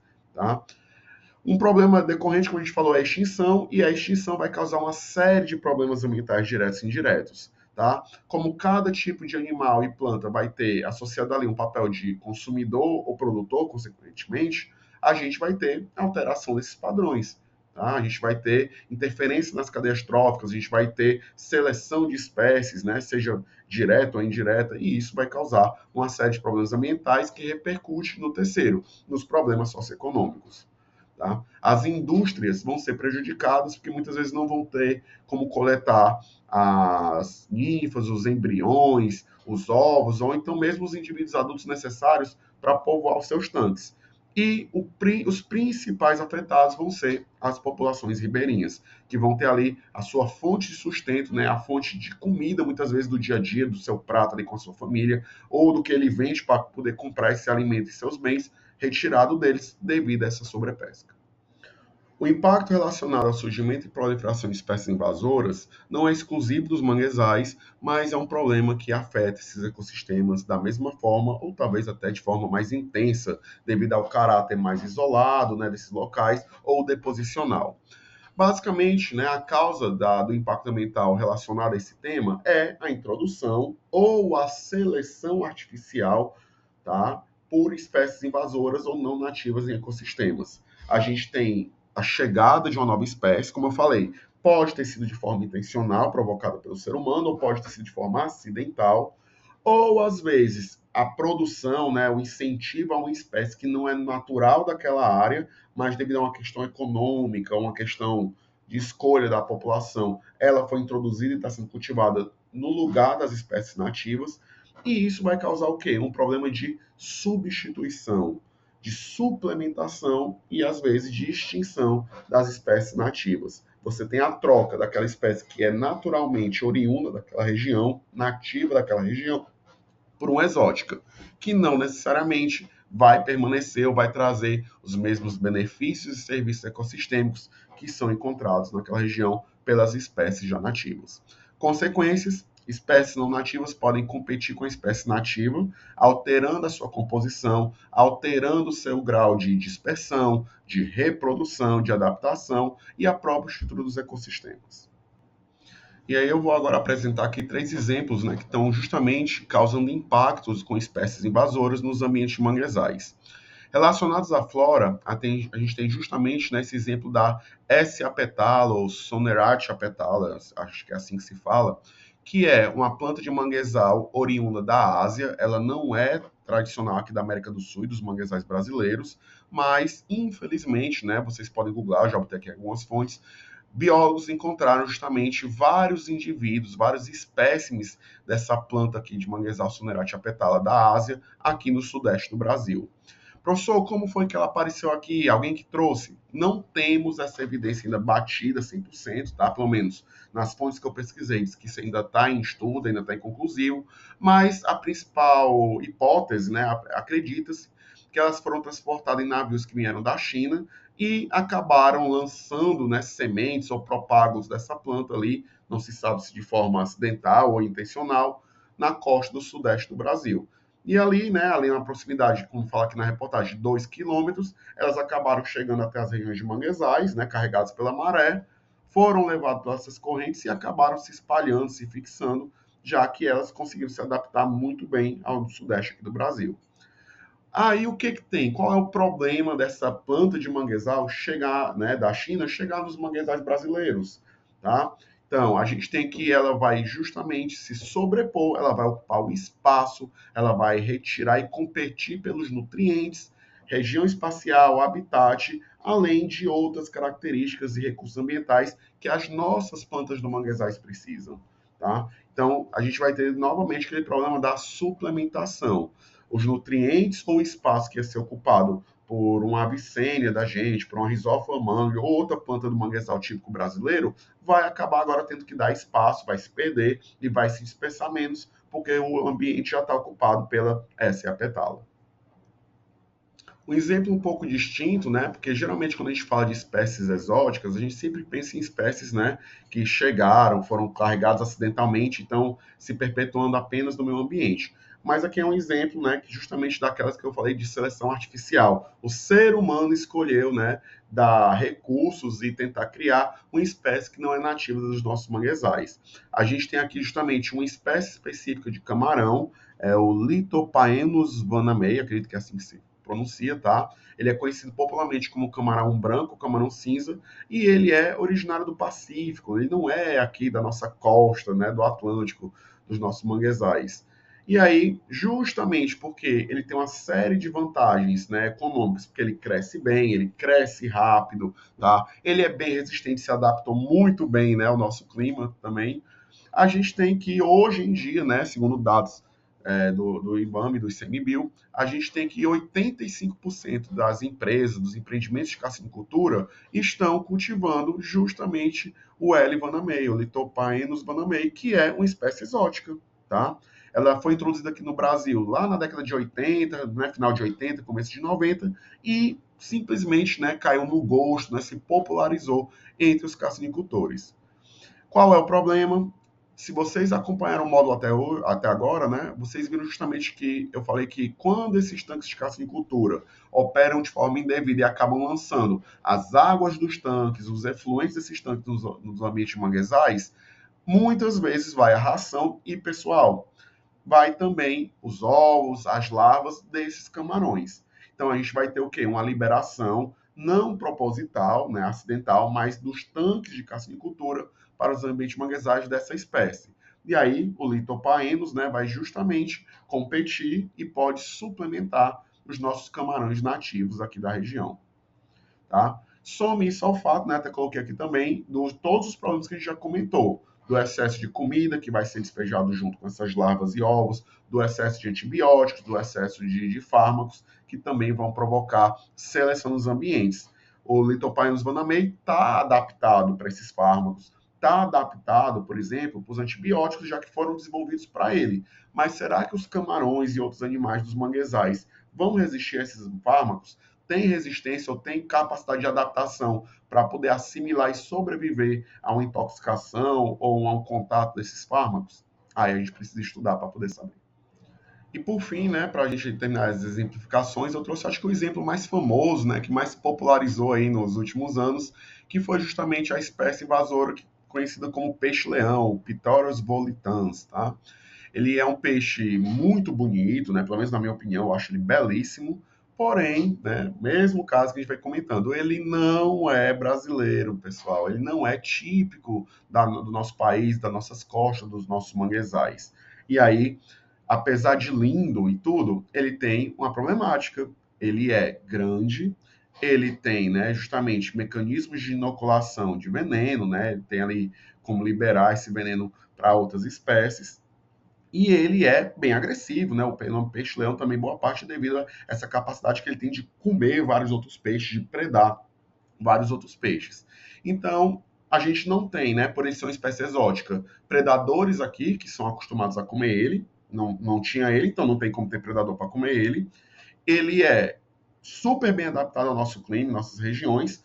Ele está chegando em manguezais, que tem uma série de outros peixinhos e outros animais pequenos que vão servir de banquete para ele, e ele ainda tem, né, esses mecanismos aí de veneno, de toxinas, que servem para sua defesa, que ainda dificulta ainda mais o aparecimento de um predador ou de alguém que possa retirá-lo do ambiente. Tá? Some isso, tá, a uma grande capacidade de reprodução e dispersão. Eles colocam várias centenas de ovos a cada evento reprodutivo e eles têm uma capacidade de nado de vários quilômetros ali, né, durante o dia. Então, a gente tem aqui literalmente, né, o alvo atual, né, esse, né, o grande, vou botar entre aspas, tá, pessoal, o grande monstro, o grande problema dos ambientes de manguezais atuais, tá? O peixe-leão vem justamente suplementando e matando boa parte, né, da fauna marinha dos ambientes de manguezais. Sobre desastres naturais, aqui é aquele exemplo que foi comentado justamente de impactos ambientais que não são decorrentes da ação humana, apesar de que podem sim, tá, ser aumentados, ser potencializados por ela. Como os ambientes de manguezais ficam na costa, eles estão submetidos a uma série de intempéries e problemas ambientais, como maremotos, tsunamis, furacões, o aumento das marés, que a gente já comentou anteriormente, entre outros, tá? Então, esses eventos, dependendo da intensidade, podem chegar literalmente, né, arrancando árvores, levantando espécies, né, causando grande destruição, inclusive, né, destruindo parte das casas e, infelizmente, também, né, matando parte da população ribeirinha de seres humanos que se encontram nesses ambientes. A gente teve aí, né, alguns anos atrás, o caso do tsunami lá na Tailândia e outras regiões da Ásia, que acabou entrando, né, no continente adentro e arrastando e destruindo casas, destruindo florestas, matando animais, levando plantas e também ceifando vidas humanas. Tá? É importante ressaltar que os manguezais, inclusive, são os principais escudos de proteção contra esses intempéries, contra esses desastres naturais. Áreas que tinham florestas de manguezais, né, bem preservadas, né, bem mais densas, foram menos impactadas do que as áreas que eram mais descampadas, desmatadas, né, nessas regiões que ocorreram de tsunami. Quando ocorre esses furacões, tsunamis, ventos, né, e outros desastres naturais, os principais efeitos vão ser o quê? A destruição dos habitats, como a gente vem comentando, o arraste de plantas, o arraste de animais. Isso vai causar perda de biodiversidade e, óbvio, também, né, de forma indireta, impactos socioeconômicos. Nós vamos ter destruição de casas, destruição, né, urbana, de indústrias, comércio e demais, as próprias vidas que são perdidas, os próprios animais e plantas que foram levados e perdidos, e aí daqui que tudo isso seja, né, reestruturado, recuperado, para poder voltar àquela normalidade das populações ribeirinhas, né, nas suas atividades socioeconômicas, vai demorar e vai ter um custo, né, atrelado. Eu trouxe um artigo, né, para citar para vocês, é aqui justamente do Jacob Mochaldi, entre outros, tá? É um artigo até recente, eu botei a referência para vocês e vai estar ao final, onde ele fala justamente, né, o efeito de ciclones em áreas de manguezais. Então, entraria justamente nesse caso de impactos naturais causados, né, por questões da natureza, né, não pelos seres humanos. E aí, três apontamentos que eu achei interessantes desse estudo, tá? Ele ressalta, né, que os manguezais funcionam como uma barreira que atenua o impacto de furacões, ciclones e tempestades tropicais, ou seja, ele destaca a importância dos manguezais como escudos costeiros. Dois, ele fala de alguns números interessantes. Ele fala que esse impacto de um ciclone causa uma perca entre de 5,4 a 6,7 meses na atividade econômica nas comunidades ribeirinhas. Então, aquele último que a gente comentou no slide anterior, né? Tá aqui uma quantificação dele, né? A gente vai ter aí quase metade do ano, né? As populações tendo que se reajustar, se reerguer, se recuperar para retornar aos poucos a sua atividade socioeconômica depois de um furacão. E em outras comunidades próximas a manguezais, né, aquelas que são maiores, ele fala que as perdas ficam entre 2,6 e 5,5 meses, tá bom? Então, fica aí alguns dados sobre os impactos ambientais diretos de desastres naturais em manguezais. Sobre as alterações nos fluxos hidrodinâmicos e de sedimentos, a gente vai ter uma série de causas e consequências, e aqui é importante ressaltar que isso vai ser muito particular das regiões onde cada manguezal vai estar inserido. Pela própria formato da nossa costa, algumas regiões recebem de forma mais intensa sedimentos costeiros trazidos pelo vento, trazidos pelos rios ou trazidos pelo mar, enquanto outros vão ter uma retirada desses sedimentos de forma mais intensa, tá? Um grande fluxo, né? Por isso que eu botei fluxos hidrodinâmicos e de sedimentos. Porém, a soma de todas as outras consequências, de todos os outros impactos que a gente discutiu aqui no módulo, principalmente as mudanças climáticas, além das atividades humanas que eu vou citar, estão alterando esse fluxo aí de transporte de sedimentos e de chegada e saída de água. Tá? Então, quais seriam as principais causas de impactos relacionados a esses fluxos hidrodinâmicos e fluxos de sedimentos? O primeiro, barragem de rios. A gente comentou que algumas regiões estão sofrendo de forma mais intensa com as secas. A gente tem justamente uma ocupação desordenada em algumas regiões que vão precisar criar barreiras, barragens e estocar água, e isso pode alterar o microclima das regiões, além desses fluxos de água e de sedimentos. 2, o desvio de recursos hídricos. Para poder abastecer essas barragens ou para poder abastecer essas populações com água, muitas vezes é feita a alteração do percurso dos rios. E aí a gente vai ter uma mudança no fluxo hidrodinâmico, podendo inclusive, né, alterar e causar a extinção de espécies nessas regiões que sofreram essa alteração. Tá? O terceiro, conversão de terras para desenvolvimento comercial e agrícola. Muitas terras a gente já comentou que são desmatadas para poder colocar indústrias de cassinicultura, outras indústrias em manguezais, mas a gente também tem isso, né? Regiões que são retiradas areia das dunas, areia dos tabuleiros costeiros, sedimentos ali costeiros, além dos próprios recursos hídricos, e isso vai causar impactos como assoreamento, erosão, entre outros associados ao impacto de água e do solo. E, por fim, as próprias obras, né, de urbanização, como a construção de estradas, represas e canalizações, vão causar retenção de sedimentos ou o próprio impedimento, né, ou própria alteração desse fluxo de sedimentos e de água. A gente vai ter represamentos, a gente vai ter canalizações de águas onde não havia, a gente pode ter impermeabilização, que vai impedir a recarga dos nossos lençóis freáticos, né, dos recursos aquíferos. A gente pode ter alterações dos padrões de qualidade e quantidade de água nas lagoas costeiras. A gente pode ter um maior fluxo, né, de erosão em algumas regiões devido ao aporte de sedimentos. A gente pode ter o assoreamento de recursos hídricos devido justamente à retirada de vegetação e, com isso, um maior aporte de sedimentos trazidos pelo vento. A gente pode ter a mudança das nossas dunas móveis, né, que podem acabar invadindo cidades e causando prejuízos socioeconômicos, enfim.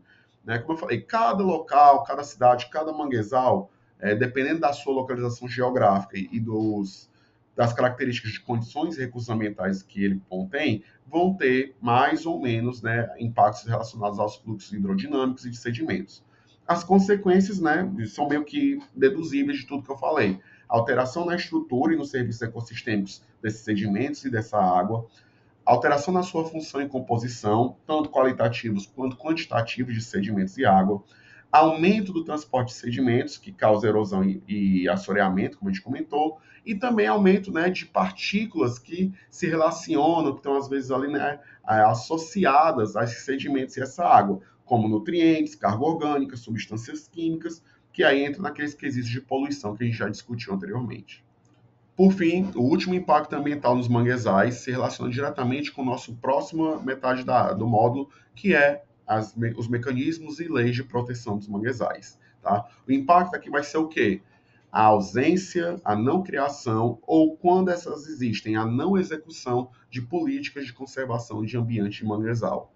Tá? Isso pode ser causado por diversos fatores. Tá? Interesses políticos, econômicos e sociais são geralmente, né, a principal fonte. A população ou os políticos ali eleitos ou um grupo que controla uma determinada região não tem interesse que sejam criadas leis ambientais ou leis de conservação e preservação dos manguezais para poder continuar operando às vezes de forma errada, né, com aquela sobrepesca que a gente vem comentando, com a operação liberando poluentes, com o desmatamento e todos os outros impactos que a gente comentou no decorrer do módulo, tá? Isso, tá, só é permitido se não tiver leis e, consequentemente, fiscalização dessas leis nos ambientes de manguezais. Então, eles não têm interesse que sejam criados ou não têm interesse que eles sejam efetivados, tá bom? E aí a principal consequência, a ausência de instrumentos legais da permissividade, né? Vai justamente permitir com que qualquer pessoa, desde o grande empresário até o ribeirinho, cause degradação, cause impactos ambientais negativos. E a gente vem acompanhando, né, que desde o pequeno impacto, como às vezes uma pesca excessiva, ou como uma alteração ali causada por uma represa, ou por uma barragem, a construção de uma estrada, até as grandes transformações dos ambientes manguezais causadas por desmatamento, poluição, descaracterização de áreas, tudo isso, tá, só vai ser permitido se não tiver mecanismos legais de proteção ou se estes não forem executáveis, se estes não forem feitos a fiscalização como se deveria. Então, a partir de agora, a gente vai comentar quais são esses mecanismos legais, tá, relacionados a manguezais, justamente para servir de guia para quem quer conhecer e depois poder se aprofundar e poder justamente fazer valer essas leis de proteção dos manguezais. Vamos começar justamente, né, com aquelas que a gente trabalha mais diretamente, que são as leis pertinentes à proteção dos manguezais aqui no nosso Brasil, as leis brasileiras. Nós temos quatro principais, tá? Óbvio que eu poderia botar algumas outras aqui associadas, mas a gente vai focar, devido até ao tempo, para a aula não ficar ainda mais extensa, nessas quatro principais que são a base, né, e que são geralmente o que vocês estão fazendo aqui o curso Mangueando, vão trabalhar diretamente, seja como fiscais ambientais, seja, né, sendo fiscalizado por esses fiscais, ou querendo justamente auxiliar e conduzir a preservação desses ambientes, que eu sei que é interesse de todos nós. Então, já está listado aqui, né, mas já comentando, a primeira grande lei, né, que rege todas as outras e que bom, né, já trata inclusive da proteção dos manguezais, do meio ambiente de forma mais específica, é a nossa Constituição Federal, a Constituição de 88. Em segundo lugar, vem justamente a Lei de Crimes Ambientais, tá? Que juntou várias outras normas ambientais que existiam antes dela e codificou, né, deu justamente as instruções, os parâmetros do que é crime ambiental e também, além de caracterizar o que é crime ambiental, das sanções penais, das sanções administrativas, né? Ou seja, dos castigos legais e administrativos que aqueles que causam poluição vão ter que se submeter, tá? O terceiro é o Código Florestal. Eu listei aqui como novo Código Florestal, mas a gente vai comparar com o antigo, né? É uma questão que vale a pena, como era antigamente, como é que está agora, se melhorou, se está do mesmo jeito, se piorou.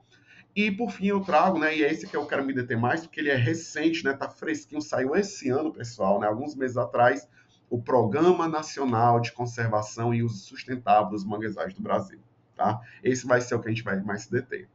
Professor, o senhor comentou de outras leis, além dessas quatro, que poderiam servir para proteger os manguezais. Quais poderiam ser, se eu quiser me aprofundar, se eu quiser ir atrás? Então, vamos lá.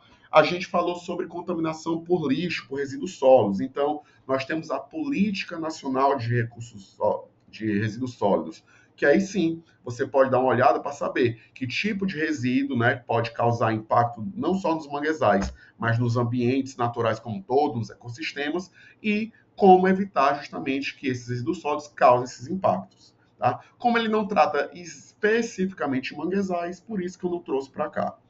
Outro que poderia cair aqui, a lei de recursos hídricos, tá? Entra no mesmo viés do anterior. Ele vai dar ali a classificação dos nossos recursos aquáticos, né? Águas doces, águas salgadas, águas salobras, os usos preponderantes de cada uma dessas águas, assim como as normas que tem, né? Os padrões ambientais que eles têm que ter para poderem serem classificados de acordo com seu uso preponderante.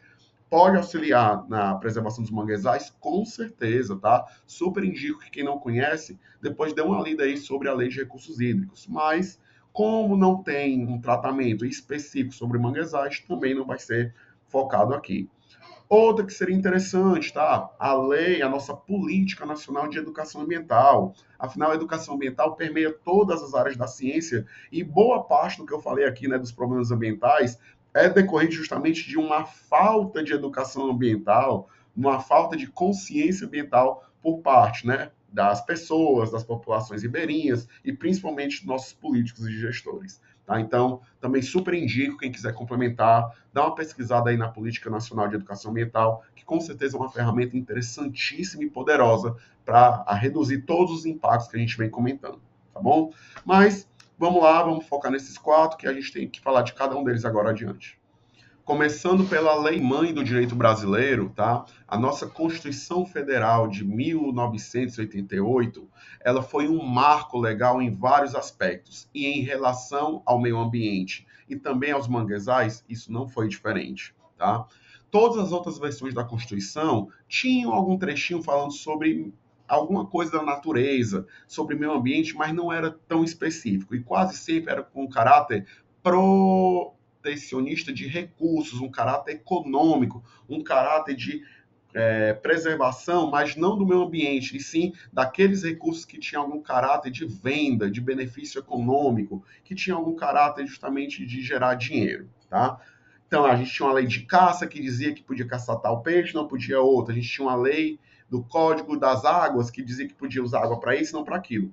E o pior é que cada uma dessas leis, né, além de se focar nessa questão econômica, muitas vezes elas abordavam um ambiente comum, justamente água, peixe, né, tá ali nos ambientes costeiros, nos ambientes aquáticos, e muitas vezes elas não falavam a mesma língua. Isso quer dizer o quê? Muitas vezes elas não davam normas, punições ou parâmetros iguais entre elas. A Constituição de 88, tá? E aí, antes de falar dela, é importante destacar também a importância de outra lei que não está falada aqui, mas que eu também indico para quem está estudando aí para seus concursos, que está querendo aprofundar um pouquinho mais sobre a legislação ambiental brasileira, não só de manguezais, né, mas de meio ambiente como um todo. Vocês têm que conhecer, pessoal, tá? A Política Nacional de Meio Ambiente. Eu sempre digo, né, que professor, eu não tenho tempo para estudar para concurso. Que lei eu devo focar, na opinião do senhor, se eu pudesse escolher só uma lei? Eu acho que a lei que mais tem incidência de cair em concurso público é essa PNMA, Política Nacional de Meio Ambiente, tá? Como ela não tratou de manguezais específico, entra no mesmo caso do que a gente citou anteriormente, eu não vou tratar dela aqui, mas foi a Política Nacional de Meio Ambiente, lá de 81, né, que pavimentou, que deu a base de tudo que a gente vai comentar aqui nessas leis que falam sobre proteção de meio ambiente e manguezais, inclusive a Constituição Federal de 88. Tá? A Constituição Federal de 88, pela primeira vez, ela tem um capítulo exclusivo só sobre o meio ambiente. Tá? E dentro desse capítulo, nós temos o artigo mais famoso, que é o que é base para a proteção de todo o meio ambiente no nosso país. Tá? Não importa se é um crime contra a fauna, contra a flora, contra um ecossistema, né, como a gente vai ver daqui a pouco na Lei de Crimes Ambientais. Todos eles tem, entre outras bases legais, né, a base maior, que é o artigo 225 da Constituição Federal, tá? Que é aquele que diz, né, vou tentar aqui só resumir, né, que todos têm direito ao meio ambiente ecologicamente equilibrado, de bem de uso comum do povo, impondo-se justamente, né, aos órgãos públicos, né, à administração e à coletividade, somos nós, o dever de protegê-lo e garanti-lo para nossas gerações e para gerações futuras. Tá? Fiz aqui uma leitura pelo que eu me lembrava, mas é em base a isso, tá bom? Dentro desse artigo 225, né, mais voltado para manguezal, né, já que nosso curso é o Mangueando, a gente tem justamente o inciso 4º desse artigo 225, que ele foi importantíssimo, porque foi nele que definiu a floresta amazônica, a Mata Atlântica, a Serra do Mar, o Pantanal Mato Grossense e a zona costeira como patrimônio nacional. Isso significa o quê? Que a gente não pode suprimir vegetação, a gente não pode desmatar, a gente não pode causar impactos ambientais em nenhum dessas 5 áreas consideradas patrimônio nacional. Floresta Amazônica, Mata Atlântica, Serra do Mar, Pantanal, Mato Grossense e Zona Costeira. Professor, mas ele não falou específico de manguezal. Não tem problema, porque desde essa época, mesmo, né, 88 para cá, já estava entendido, né, já tinha todo um conhecimento legal, um entendimento jurídico que os manguezais, as zonas costeiras, né, que os manguezais, apicuns, salgados, entravam nessa caracterização de zona costeira, como patrimônio nacional. Como patrimônio nacional, né, a supressão da vegetação nativa só é permitida, também está aqui no slide, se for respeitado a sua área de reserva legal. O que é isso, professor? Eu posso autorizar um desmatamento para a implementação de um empreendimento, né, econômico e demais, mas todo empreendimento, dentro do seu processo de licenciamento ambiental, vai ter que ter ali garantido no estudo uma área, né, que aí varia de acordo com o ambiente, com o tamanho do empreendimento, que a gente vai chamar de área de reserva legal, onde aquela área não pode ser suprimida, tá? As outras sim, essa não. E outra, a gente vai ter, né, também aqui no artigo 225, o reforço do que a gente conhecia lá no Código Florestal, que a gente vai ver que é mais antigo, como APP, Área de Preservação Permanente. E aí, boa parte das áreas de manguezal, justamente por serem do patrimônio nacional, né, a partir de agora, entraram como APP, Área de Preservação Permanente, de forma que nessas áreas não se pode construir, não se pode liberar licença de empreendimentos, não se pode causar impactos negativos de forma alguma, tá bom? Por fim, esse artigo 225 da Constituição diz o quê? A utilização de recursos naturais nessas áreas citadas tem que ser feita sempre de forma a assegurar a preservação do meio ambiente, tá? Então, como eu digo, foi um marco no caráter legal de preservação do meio ambiente, tá? E também na área de preservação dos manguezais, tá? Esse aqui é aquele que você tem que conhecer, tem que guardar, não só para os seus concursos públicos, para os seus estudos, mas para você que é cientista ambiental, para você, né, que é apaixonado pelos mangues, para você que tem esse caráter, né, ambientalista, porque ele é a nossa maior arma, a nossa maior ferramenta, nosso principal instrumento de defesa do meio ambiente. É esse artigo 225 da Constituição Federal, tá bom? A Lei 9.605 de 1998, né, conhecida popularmente no setor ambiental e também no meio jurídico como a Lei de Crimes Ambientais, é também uma lei fundamental para a conservação e preservação dos nossos manguezais, tá? Porque foi justamente por ela que a gente começou a caracterizar aquelas ações, empreendimentos, assim como, né, pessoas físicas e jurídicas que seriam considerados como poluidores. Tá? E esses poluidores vão seguir um princípio do direito ambiental, né, que é justamente o princípio do poluidor pagador. Se eu causo algum dano ao meio ambiente, seja de manguezal, como aqui no nosso curso, seja qualquer outro, eu sou obrigado a recuperá-lo, além de ressarcir o impacto que eu causei. Tudo bem? A lei de crimes ambientais, pessoal, tem uma série de artigos, óbvio, né? Merecia um módulo só para ela, tá? É aquelas que também merece você, né, ter aí guardado no seu computador, ter aí guardado no seu material de estudo, para sempre estar dando uma olhadinha antes de uma seleção, antes de uma prova, antes de publicar um artigo, né, saber se não teve nenhuma atualização. Mas a gente tem ali basicamente, né, algumas categorias. Aqui são os crimes contra a fauna, os crimes contra a flora, os crimes contra os ambientes naturais de poluição, os crimes contra o ordenamento público e os crimes administrativos ou contra a administração pública, tá? Cada um deles tem sua especificidade, né? Cada um deles se relaciona mais diretamente ou mais indiretamente à preservação do meio ambiente e dos manguezais, tá? No caso dos manguezais, entre esses 5 que eu comentei, as seções que mais cabem, que geralmente vão ser abordadas em crimes ou impactos ambientais em áreas de manguezais, são os crimes contra a fauna, né? A gente comentou vários aqui no decorrer do nosso módulo, a poluição que causou o alheamento dos animais, a morte, né, por contaminação ou por desmatamento, né, desses animais e assim por diante. Os crimes contra a flora, onde o próprio desmatamento entra aqui, além de incêndios, né, e utilização de ferramentas que vão causar redução das nossas florestas, e os crimes contra, né, justamente ecossistemas, ambientes naturais e de poluição, né, que englobam praticamente todos os outros impactos que a gente comentou no decorrer do módulo.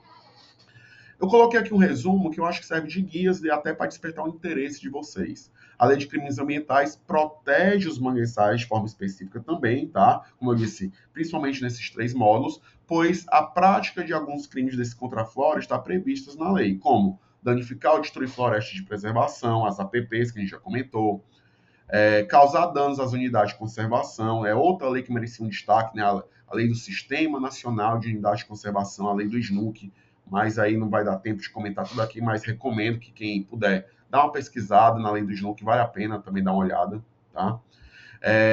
O causar ou provocar incêndios, seja de forma acidental ou seja de forma, né, intencional, em florestas e matos, a gente vai ter aqui, né, tanto a caracterização do crime desses incêndios, seja por soltar balões, seja por utilizar justamente mecanismos que causam incêndios em grande escala, entre outros, vai ter aqui caracterizado o que é crime, assim como as suas sanções penais, as suas penalidades. O causar danos e impactos à flora, fauna e ecossistemas de forma geral, vão estar advertidos aqui. Tá? Então é um que merece o seu destaque, merece o seu aprofundamento, tá? Ele não vai ter exatamente a lei, né, o crime contra o manguezal, mas esse eu achei bom falar, já que quase todos os componentes biológicos, a biodiversidade, os componentes abióticos, os recursos e condições ambientais do manguezais são protegidos, regulados e justamente defendidos por essa lei 9.605 de 98, a Lei de Crimes Ambientais. Tá bom? O Código Florestal Brasileiro é uma das leis ambientais mais importantes, principalmente quando a gente fala de manguezais, já que ele trouxe justamente, né, uma primeira proteção mais direta a esses nossos ambientes costeiros. Nós já tivemos outras versões do Código Florestal, tá? E aí eu vou comentar só a anterior à atual vigente. tá? A versão anterior do Código Florestal, que é justamente essa lei 4.771 de 1965, conhecido hoje popularmente, né, como o velho Código Florestal, ele trouxe justamente, né, até comentei anteriormente, a definição das áreas costeiras e dos manguezais como APPs, áreas de proteção e preservação permanente, onde a gente não pode retirar, a gente não pode modificar, a gente não pode causar nenhum tipo de impacto ambiental, tá?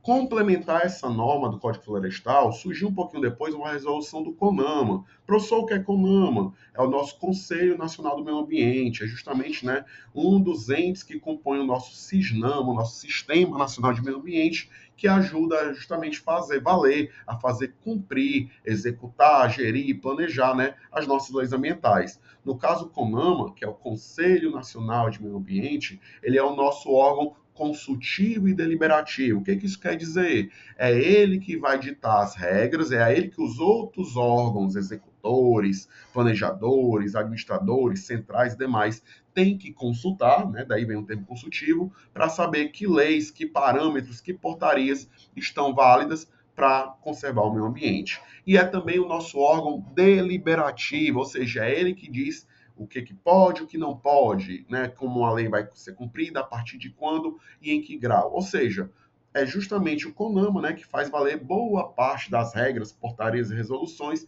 que vão ser utilizadas, né, pelos fiscais ambientais, pelos nossos gestores, para fazer cumprir seu papel de proteção ambiental. Inclusive, né, também as penas relacionadas na lei de crimes ambientais que vimos anteriormente. Uma das resoluções do CONAMA foi a 10 de 93, onde ela justamente conceituou de forma mais específica o que era manguezal no sistema jurídico, né, no âmbito judiciário. E depois, em 2002, né, a Resolução 303 de 2002 regulou as áreas de preservação permanente para justamente os manguezais e uma sugestão de suas áreas de entorno, apesar de ainda não estar previsto como deveria. Até então, até 2002, né, entendia-se que as áreas do entorno do manguezal, os tabuleiros costeiros, os apicuns, os salgados, marismas e demais, também deveriam ser conservados, já que eram sistemas irmãos, eram sistemas, né, conectados, eram sistemas que estavam relacionados aos manguezais, apesar de não serem protegidos diretamente. É importante ressaltar isso. E aí a gente chega no Código Florestal atual, conhecido popularmente como Novo Código Florestal, é a Lei 12.651 de 2012. Lá no final, tá? Vai ter todas essas leis aqui comentadas nas referências para quem quiser pesquisar. E aí o que mudou em relação aos manguezais com esse novo Código Florestal? Como eu falei, algumas coisas melhoraram e outras nem tanto, né? Vão ser questionadas e merecem algumas críticas, como a gente vai fazer aqui. Então, primeiro, os manguezais, em toda a sua extensão, isso aqui tá, é um texto do artigo 4º, nos seus incisos 6 e 7, tá? Ele diz que os manguezais, em toda a sua extensão, e as restingas, por serem estabilizadoras de mangues, são consideradas áreas de preservação permanente. Professor, isso é bom? Excelente. Ele manteve os manguezais como APPs e ainda adicionou, agora de forma explícita, as restingas, né? Aquelas zonas costeiras também, né, conectadas e importantes para os manguezais. Ótimo. 2. Outro ponto positivo. Segundo o artigo 3, né, o terceiro artigo, inciso 2, o que é essa APP agora? Vai ser definida como a área protegida, coberta ou não por vegetação nativa, né, afinal algumas foram alteradas com espécies exóticas, com a função de preservar os recursos hídricos, a paisagem, a estabilidade geológica, a biodiversidade e facilitar o fluxo higiênico da fauna e flora, proteger o solo e assegurar o bem-estar das populações humanas. Texto muito bom, né? Bem descrito, bem escrito, né? Vamos dizer assim, bem formulado, de forma que protege bem e define, né, qual é a real função do APP e o que pode e o que não pode nela. Vamos ver agora, né, algumas críticas a esse novo Código Florestal que surgiram na época e ainda estão sendo debatidos. Então, como críticas ao novo Código Florestal, a gente teve justamente, né, uma separação, tá?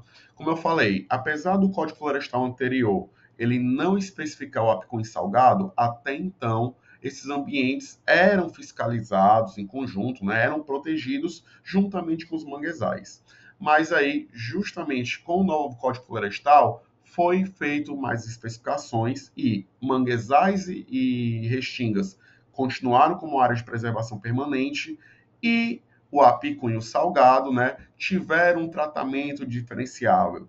O apicunho salgado, segundo o novo Código Florestal, não são áreas de proteção permanente. Eles são áreas de uso ecologicamente sustentável. Onde é que está escrito isso, professor? Artigo 2º, incisos 13º, 14º e 15º, tá? E o artigo 3, de forma geral.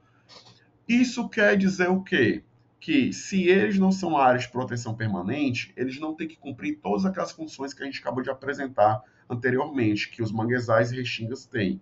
Ou seja, essa mudança, né, essa separação do apicum salgado do manguezal e da restinga possibilitou uma abertura legal para que empresários, políticos, né, e outros grupos interessados pudessem desmatar, descaracterizar, até mesmo poluir ou construir de forma indevida nas regiões do apicum salgado, o que é terrível, né? A gente sabe disso, vocês viram nos outros módulos do Mangueando, que são ecossistemas próximos, unidos, não tem nem como dissociar o apicum salgado do manguezal, né? Um contribui e um influencia diretamente no outro.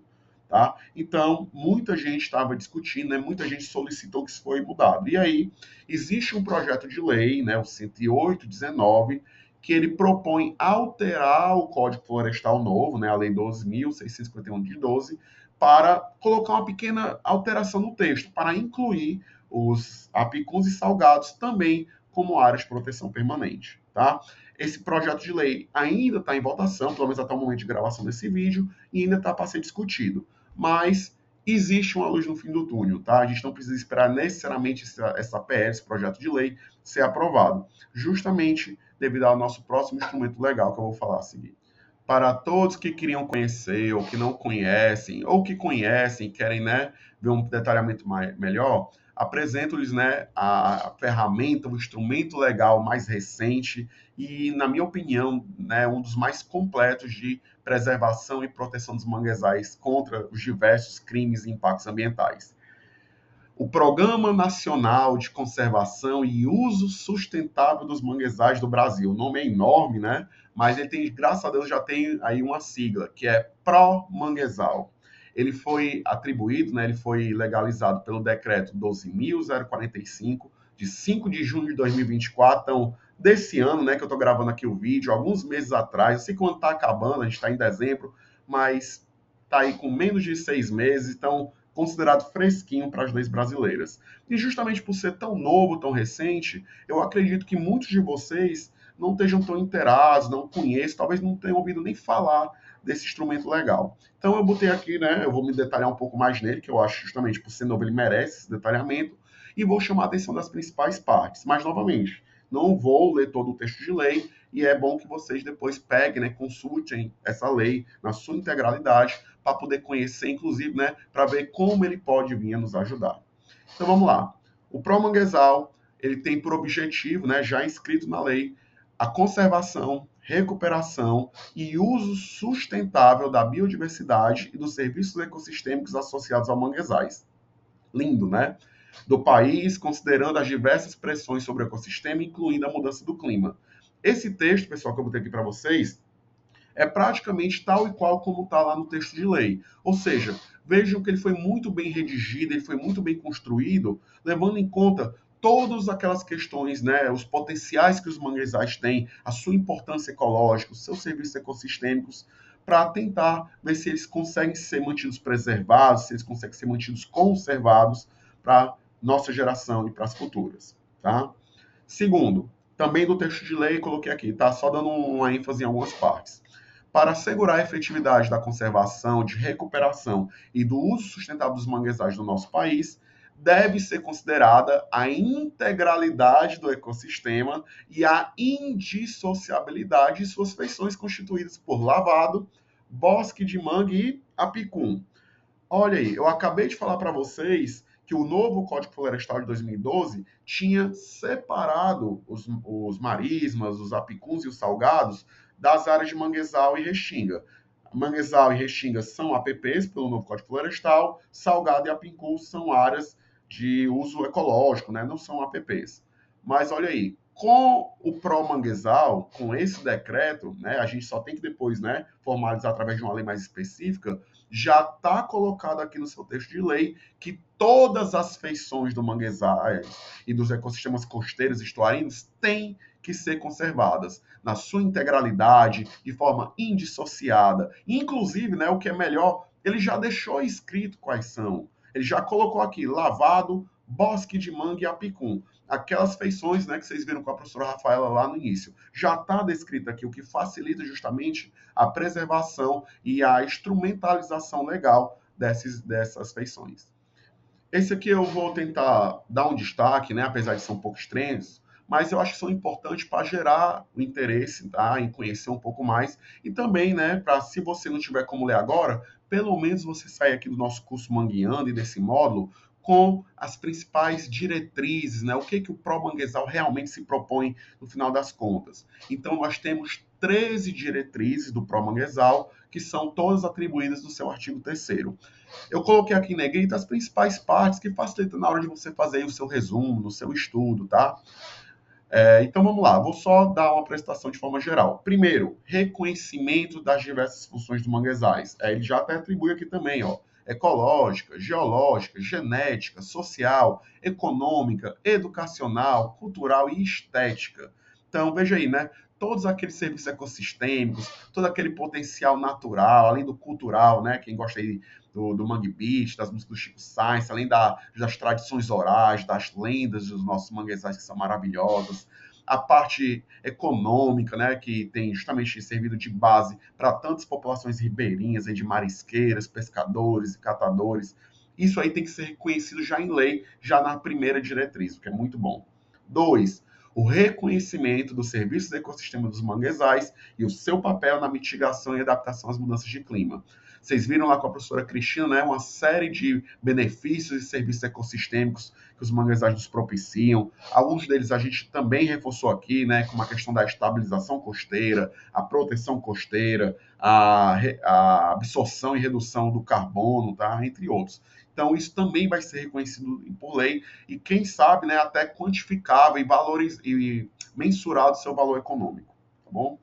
Terceiro, a articulação indefederativa entre as três esferas do governo para o fortalecimento da gestão dos manguezais, por meio de instrumentos de governança e demais. Ou seja, as três esferas, o governo federal, o governo estadual e os governos municipais, vão ser obrigados, né, vão ter por dever proteger os manguezais e ali vocês têm que trabalhar de forma integrada, de forma a ter uma união melhor na fiscalização e no fazer valer das nossas leis ambientais.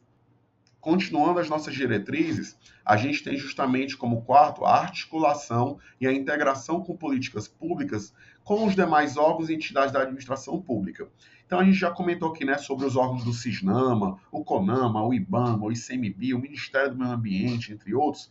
Eles todos vão ter que se articular com os órgãos seccionais, né, a Secretaria de Meio Ambiente Estadual, com os órgãos locais, as Secretarias Municipais de Meio Ambiente, além de outros órgãos, né, federativos que podem vir a contribuir na preservação do meio ambiente. As polícias ambientais, a Defensoria Pública, o próprio Ministério Público, entre outros, né, tem que se articular para fazer valer essas políticas públicas de defesa dos manguezais.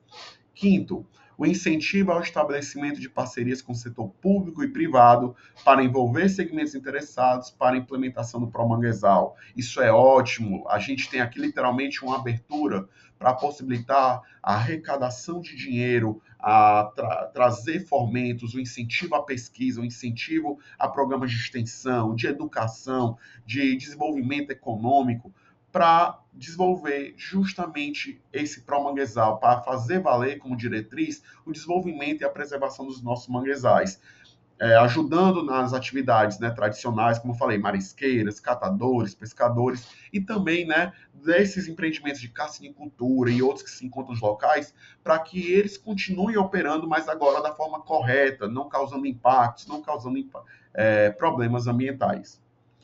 Sexto, a abordagem ecossistêmica e de paisagem na gestão dos manguezais e suas espécies. Então, aqui tem um pouco do caráter científico, né, dos manguezais. A gente tem que ter tanto aquela visão holística dos manguezais pertencentes, né, a todo ao conjunto de biomas e meio ambiente brasileiro, mas também a sua visão sistêmica, né, ecossistêmica, onde ele, né, de forma particular, tem características, condições e recursos individuais, né, individuais que eu falo no caso particulares, que necessitam ser preservados, tá? Então essas duas vertentes, essas duas abordagens têm que ser vistas para a gestão dos manguezais.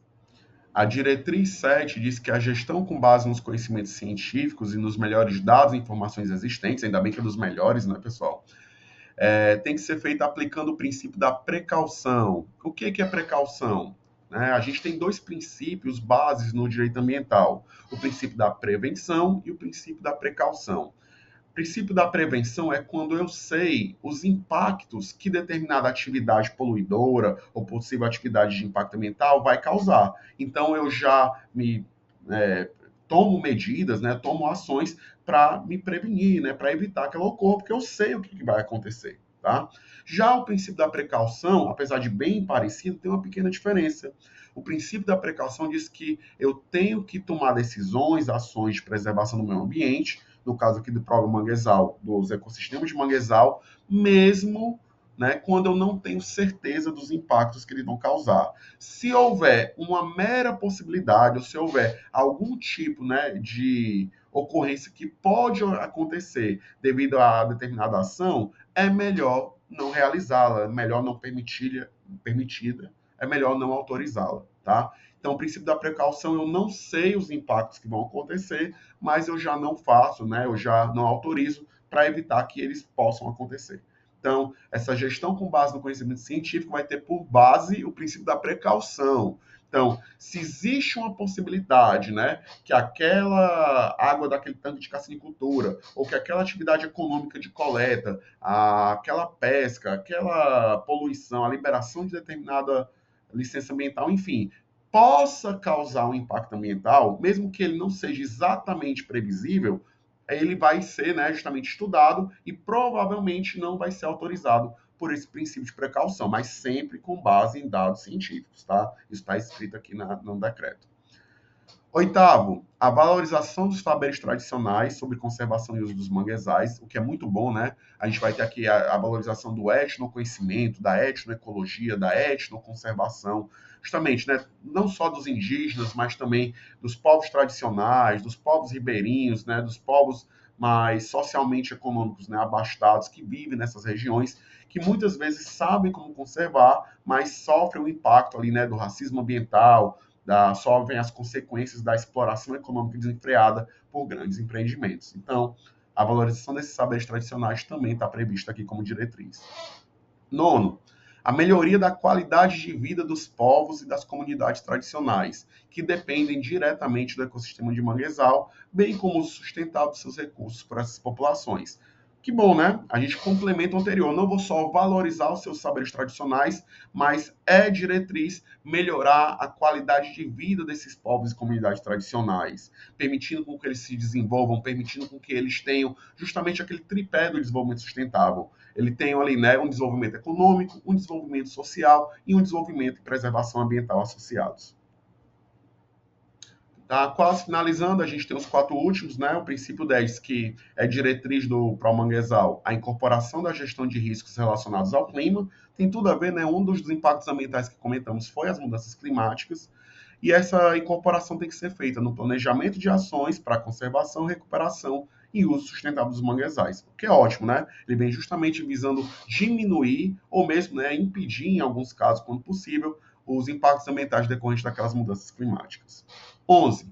O apoio ao desenvolvimento de metodologias e indicadores para monitoramento de componentes da biodiversidade dos manguezais, ou seja, aprimorar e tornar mais eficientes os mecanismos de monitoramento e fiscalização, seja através mesmo, né, de ação humana, provendo recursos, né, de automóveis, carros, né, e segurança, como também utilizando de métodos científicos, né, monitoramento por radar, imagens de satélite, sensoriamento remoto, maquinários diversos para medir oxigênio, pH, EH, salinidade, entre outros, né? Ou seja, permite metodologias para a gente ter um monitoramento mais eficaz e eficiente dos nossos manguezais e, com isso, preservá-lo como deve ser. Finalizando as diretrizes, nós temos as duas últimas. A 12ª diz que o aumento da resiliência do manguezal para garantir a estocagem de carbono no ecossistema e assegurar o seu papel na proteção de linha da costa, para a defesa contra eventos extremos e a redução da vulnerabilidade da zona costeira, acentuado com a mudança de clima. Para quem não está familiarizado com o termo resiliência, resiliência distingue um pouco de resistência, tá, pessoal? Resistência é a capacidade que determinado meio, corpo ou organismo tem de sofrer um impacto, tá? Mas não se alterar ou não se alterar muito, tá? Eu sempre comparo a resistência ambiental como se fosse um mecanismo de armadura. Quanto maior a minha armadura, quanto maior a resistência, menos impacto eu vou sofrer. Já a resiliência, que é esse termo que está aqui no Promanguezal, né, no seu artigo 12, é a capacidade de sofrer um impacto, mas retornar aos poucos, né, o mais próximo possível do seu estado natural. Ser o equivalente a uma capacidade de regeneração, de fator de cura, né, igual a gente vê nos super-heróis, onde eu sofri um impacto, eu sofri aquele dano, mas aos poucos, né, eu vou retornando ou ao meu estado anterior ou mais próximo possível disso. Tá? Então, o aumento dessa resiliência nos manguezais, para com isso a gente garantir todos aqueles serviços ecossistêmicos que a gente também já comentou aqui, né? Estocagem de carbono, proteção costeira, atenuação de mudanças climáticas, entre outros. E, por fim, a 13ª diretriz diz o quê? Temos que promover a justiça climática, o combate ao racismo ambiental e o aumento das resiliências das populações vulnerabilizadas e dos povos e comunidades tradicionais que dependem do manguezal. Tá? Justiça climática e racismo ambiental, pessoal, são termos, não gosto de dizer novos, né, mas que ainda assim estão ganhando destaque, estão ganhando seu espaço, tá, nas discussões ambientais e que muita gente ainda desconhece. Mas, de forma resumida, né, óbvio, né, que é interessante que vocês procurem outras fontes, justiça climática e racismo ambiental é justamente uma busca por uma equitatividade nos direitos de acesso ao meio ambiente e de preservação do mesmo. A gente sabe, né, a gente comentou aqui no decorrer do nosso módulo de hoje, vários impactos, e muitos deles são provocados justamente por atividades econômicas industriais, tanques de cassiniculturas que agem de forma indevida, grandes empresários ou políticos, tá? Que muitas vezes não moram nessas regiões costeiras, não moram nas regiões de manguezal, mas as exploram, causam impactos, poluem as mesmas e acabam afetando os verdadeiros moradores dessas regiões, as comunidades ribeirinhas, as comunidades tradicionais, tá? Então, esse impacto que essas comunidades recebem devido à forma indireta, né, com que esses gestores, políticos e empresários causam impactos nos manguezais, é o que a gente acaba chamando de racismo ambiental. Aqueles que já são a parte mais vulnerável, né, que já é a parte mais prejudicada, são cada vez mais, infelizmente, né, prejudicados, afastados, isolados dos recursos e direitos ambientais que eles precisam, devido, né, à má gestão ou ao mau uso dos recursos pelos grandes empresários, pelos políticos, né, mal intencionados, tá? Sempre reviso os maus, tá? Não estou dizendo que todo político empresário faz isso, mas existe uma parcela que faz isso de forma errada, tá? Aumenta a resiliência das populações, né? A gente já definiu que a resiliência seria justamente, né, melhorar essa capacidade deles se recuperarem após os grandes desastres, a todos esses impactos ambientais que a gente vem comentando agora. E para finalizar essa nossa apresentação do Promanguezal, né, eu sei que deixou já um gostinho para vocês irem ler, né, a partir da sua definição e das suas diretrizes. É importante dizer que ele, né, tem uma série de normas associadas, né, e demais que merecem vocês lerem, mas eu acho que cabe também destacar aqui, além das diretrizes que apresentamos agora há pouco, os seus eixos de implementação. O Promanguezal já coloca como anexo, né, e já descreve 6 eixos de atuação, sendo eles, eixo 1, a conservação e recuperação dos manguezais e da biodiversidade associada. Então, veja aí, né, os projetos ambientais que visam proteger a flora e a fauna vão entrar justamente nesse eixo 1. Eixo 2, o uso sustentável dos recursos naturais e a melhoria das condições de produção e comercialização dos recursos manguezais pelos povos e comunidades tradicionais. Então, esse aqui tem muito mais o caráter de desenvolvimento sustentável, né, de permitir uma utilização econômica, mas de forma correta, de forma planejada, de forma sustentável, beneficiando aí não só a economia, mas também o social e o meio ambiente, tá? Então, todos esses programas, ações e projetos que foram finalizando, né, essa parte aqui do Promanguezal, a gente tem os outros 3 eixos.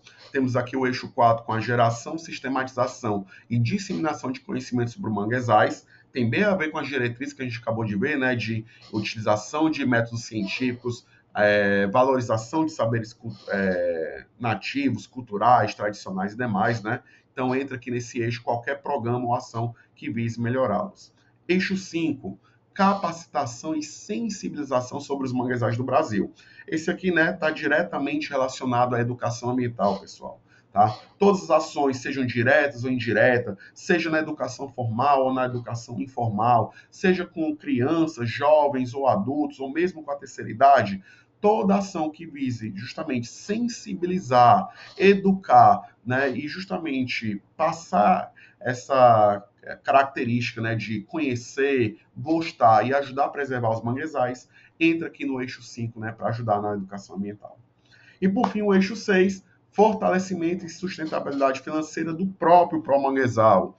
Né? A gente sabe que programas de ação ambiental, né, sejam para recuperar, seja para preservar e conservar, sempre envolve muito dinheiro, muito esforço, muita gente, né?